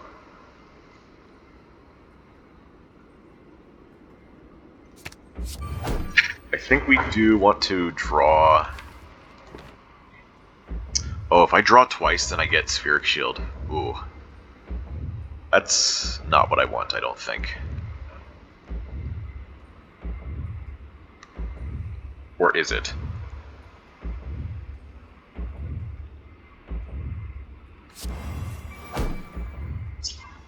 I could have cloned that, like I said.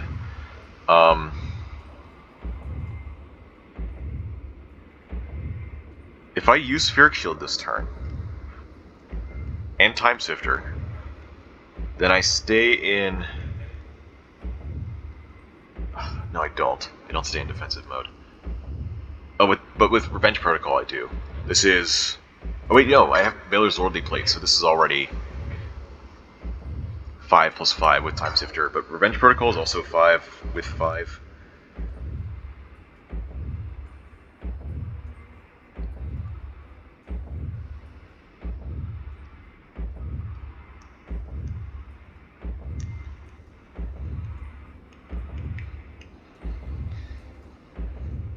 I think we want this in play all the time.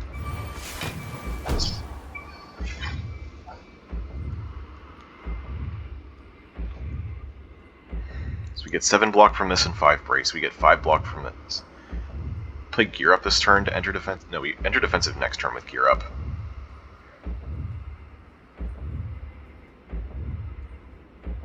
Do I want Time Sifter too? That's the question.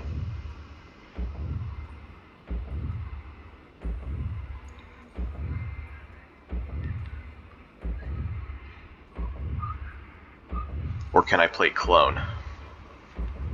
I think I can play Clone on Spheric Shield. So that's what I'm going to go with.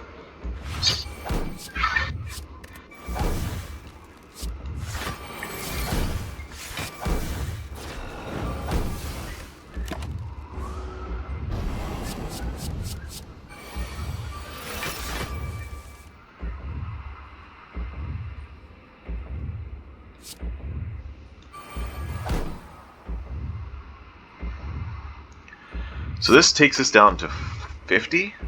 No, what's the, what? No, it is 50. It goes from 67 to 50. So this saves me 17 this turn. If I save this for next turn with Curl Up, it does only 15. So let's save...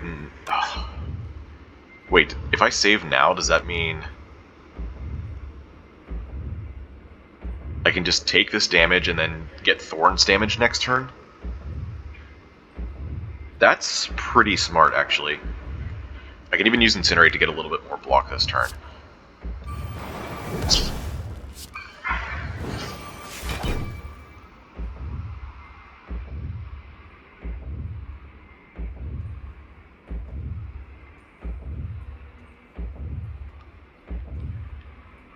Then by the time Spirit Shield comes out, we can continue re-entering defensive.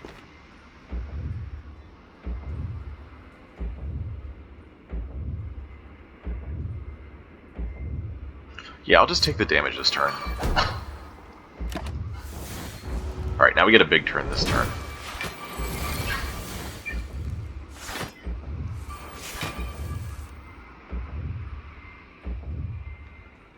We also get Resilient Plate. Oh, and we get Clone Plus with Ore Block. We're in defensive mode again, which means I do actually want to extend my defensive mode by a turn, if I can. So I want to play Resilient Plate, I want to play Clone on this. That's 2 energy, so I can still afford 3 more. That's Time Sifter, Stasis Field, Stasis Field. Let's just start with this.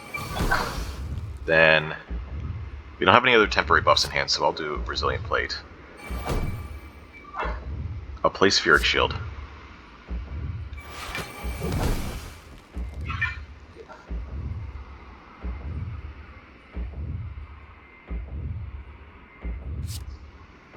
Sentry Blast goes away, but that's fine. Don't think we need it anymore. Actually, that would have been consistent damage every turn. Maybe I should have played the Gear Up instead of one of the Stasis Fields. Tough choice. Immediately get out Ore Block, that's nice. Reroute Twin Slam.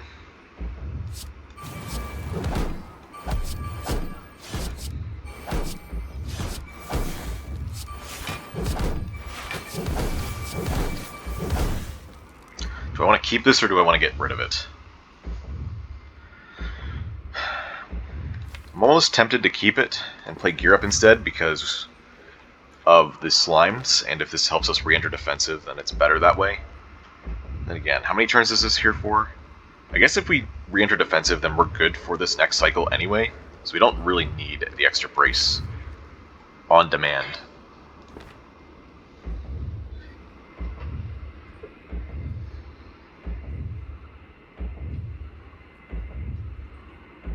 I can focus on getting other cards that do more. Okay, let's get rid of this then.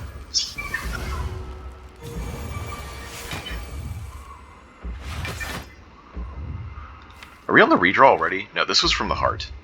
I was really confused for a second. This might be a good Gambler's Brew turn. Get the other Floating Orbs and Stasis Strike into play. Don't need Panic Button, Wound, Slimed. We can actually check to see if that's a good play.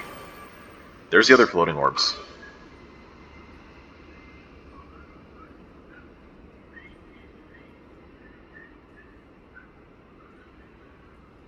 If I put this into Stasis, it comes out next turn, and then we still get it on the reshuffle for free. I think that's a good play. It also means that we can just discard 3 cards. Except I want to put... No, I still get Stasis Strike, so... No, it was Floating Orbs that we get. Floating Orbs, Apparition, Recover. So we still don't get Stasis Strike yet, unless we discard a lot more cards. I still want to play my Stasis Strikes. I still want to play Twin Slam. I still want to play Strike for Strike. I could do 4 cards total. Now let's just do the 2. Or, do we even care? Yeah, I kind of care. Getting that damage in play faster is important, even if it's just 2 cards. It's still better to keep this, though. It's probably better to keep this for later. even though it's a little bit less damage.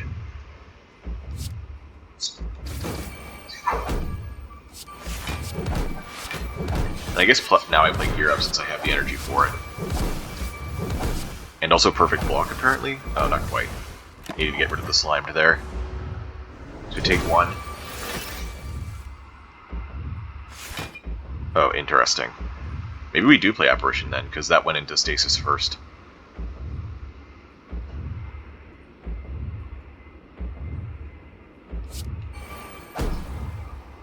Yeah. We also got Void. I don't know why I thought I had Bronze Idol for some reason. Not that it matters. Do I want to recover something? I don't have Artifact Strip, so Vent Steam isn't doing anything except being a cantrip. Right? Walker Claw just does so much damage. I can recover Orb Walk. That's a pretty big deal. Let's play this first, before deciding. I can recover an Apparition. 44 damage versus... whatever I do has to be worth more than 44 damage. I guess Orb Walk is worth it, then.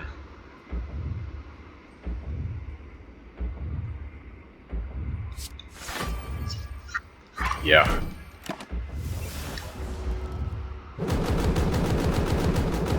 We re-enter defensive now, which is fine.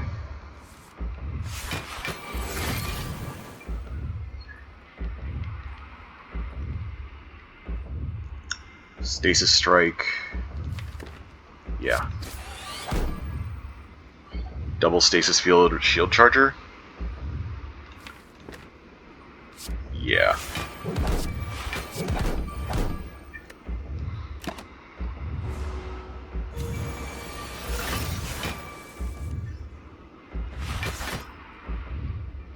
Next turn's gonna be difficult.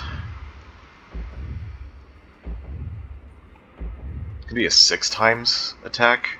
I guess if we get Apparition, we're fine. So worst case scenario, we use Gambler's Brew. I don't want to draw this turn, actually, so I can put it into stasis with Curl Up. Just play all 4 of these? Okay.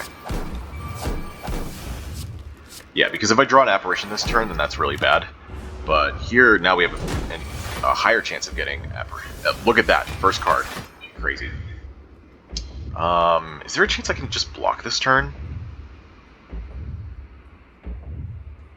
Nah, we have 3 Beat of Death. Let's just go with this. This didn't come out. Interesting.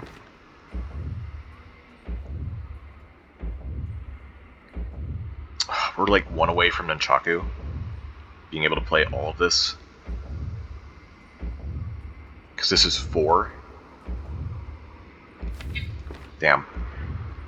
I guess Walker Claw and Twin Slam once is still worth it.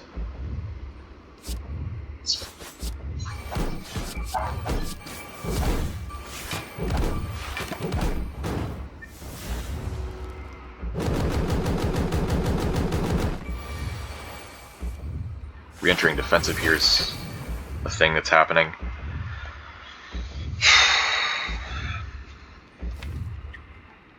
So what do we bring back?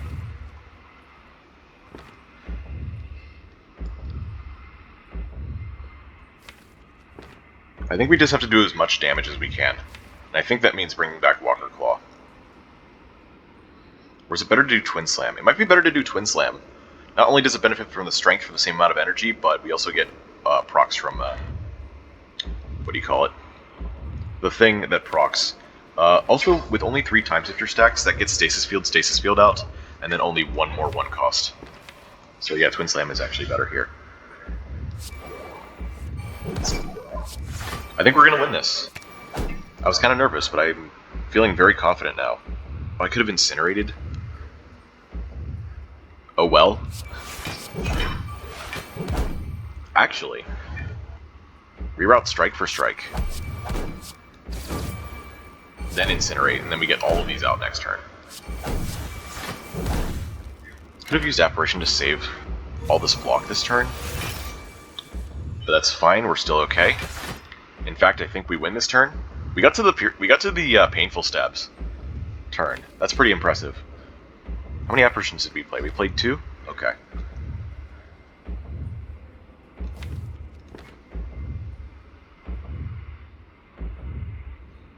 Let's do some program stuff. Get rid of this slimed, I guess.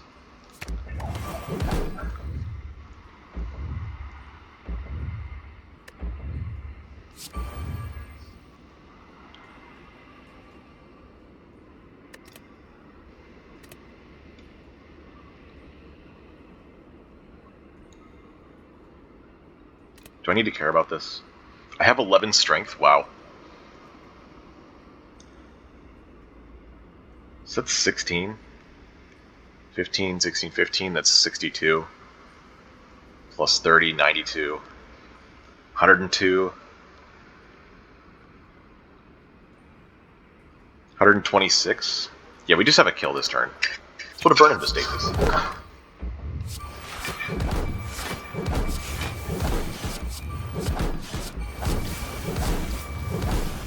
GG. Wow.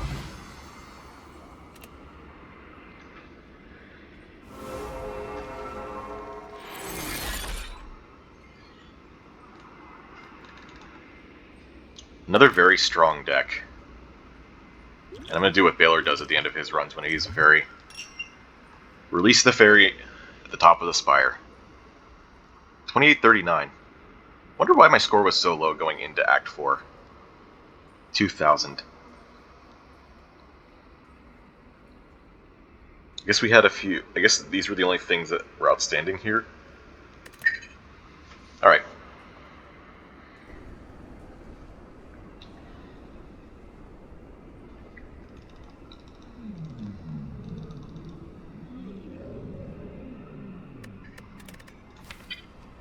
Alright, 34 card deck. Much bigger than usual. There are definitely risks to that, but it worked out. Actually, can I like... There we go. Just barely fit everything in. Our first sack of gems by. Technically our second sack of gems, but the first one I think we just took by accident, if I'm not mistaken, since we were clicking through all of our rewards so fast. I don't remember exactly, it was a long time ago. It was an Act 4 pick, I think? Something like that. Act 3 or Act 4, and we just didn't have the gem slots, or we didn't have a campfire. Anyway, like I said, very strong deck. Double floating orbs helped quite a bit with our damage. Our deck size kind of made it difficult to get to these in time. I don't know. I still don't know how strong these are. I think they're strong enough with the right deck. I don't know if they're overpowered or not. I think that the fact that our deck was 34 cards and we had makeshift battery was a big factor in why this took, why we got to the painful stabs turn of the heart. We also did a lot of damage from strength, since we had 11 strength thanks to cloned Orb Walk plus Tricky's Bolster Rod. These three programs didn't do as much as I thought they would. Or maybe I'm just... Maybe I'm wrong about that. Who knows? The thing I was right about, though, is not needing a 5th energy. That this deck very much did not need a 5th energy. Nunchaku, I did forget to factor into that whole decision, but it ended up working out. Shoutouts to Pantograph with apparitions. Supply Scroll pick. I'm of the opinion that Supply Scroll is kind of weak usually, but here it works out very well, since we play more slowly with apparitions and we'd like to have a better turn 3. That we actually benefit from having a good turn 3 in this case. Also, shout out to Toy Ornithopter for being cool. We didn't really need that much healing in the heart, but it was still fine. It was still nice. Tungsten Rod prevented 17 damage. Wow. That's all. That almost got outclassed by Toy Ornithopter. Oh yeah, Nia's Lament. This was off the back of the Act 1 loss. at the beginning of this video, so that's kind of sad. But the fact that we got a win under our belt after losing that one and not having access to all of Meow's options, that's great.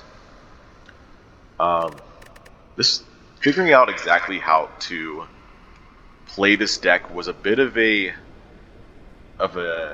learn as we go moment, but it ended up working out. So I'm happy. I feel like this deck starts to fall apart even more because of makeshift battery. The slimes, we did have to keep juggling stuff, but I couldn't juggle stuff into stasis fast enough. The time sifters were interesting.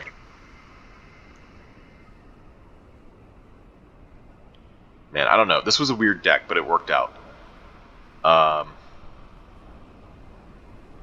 So with that, that's going to be the end of this video. I hope you enjoyed, and I hope you stick around for future episodes. If you do, I'll see you later. Thanks for watching.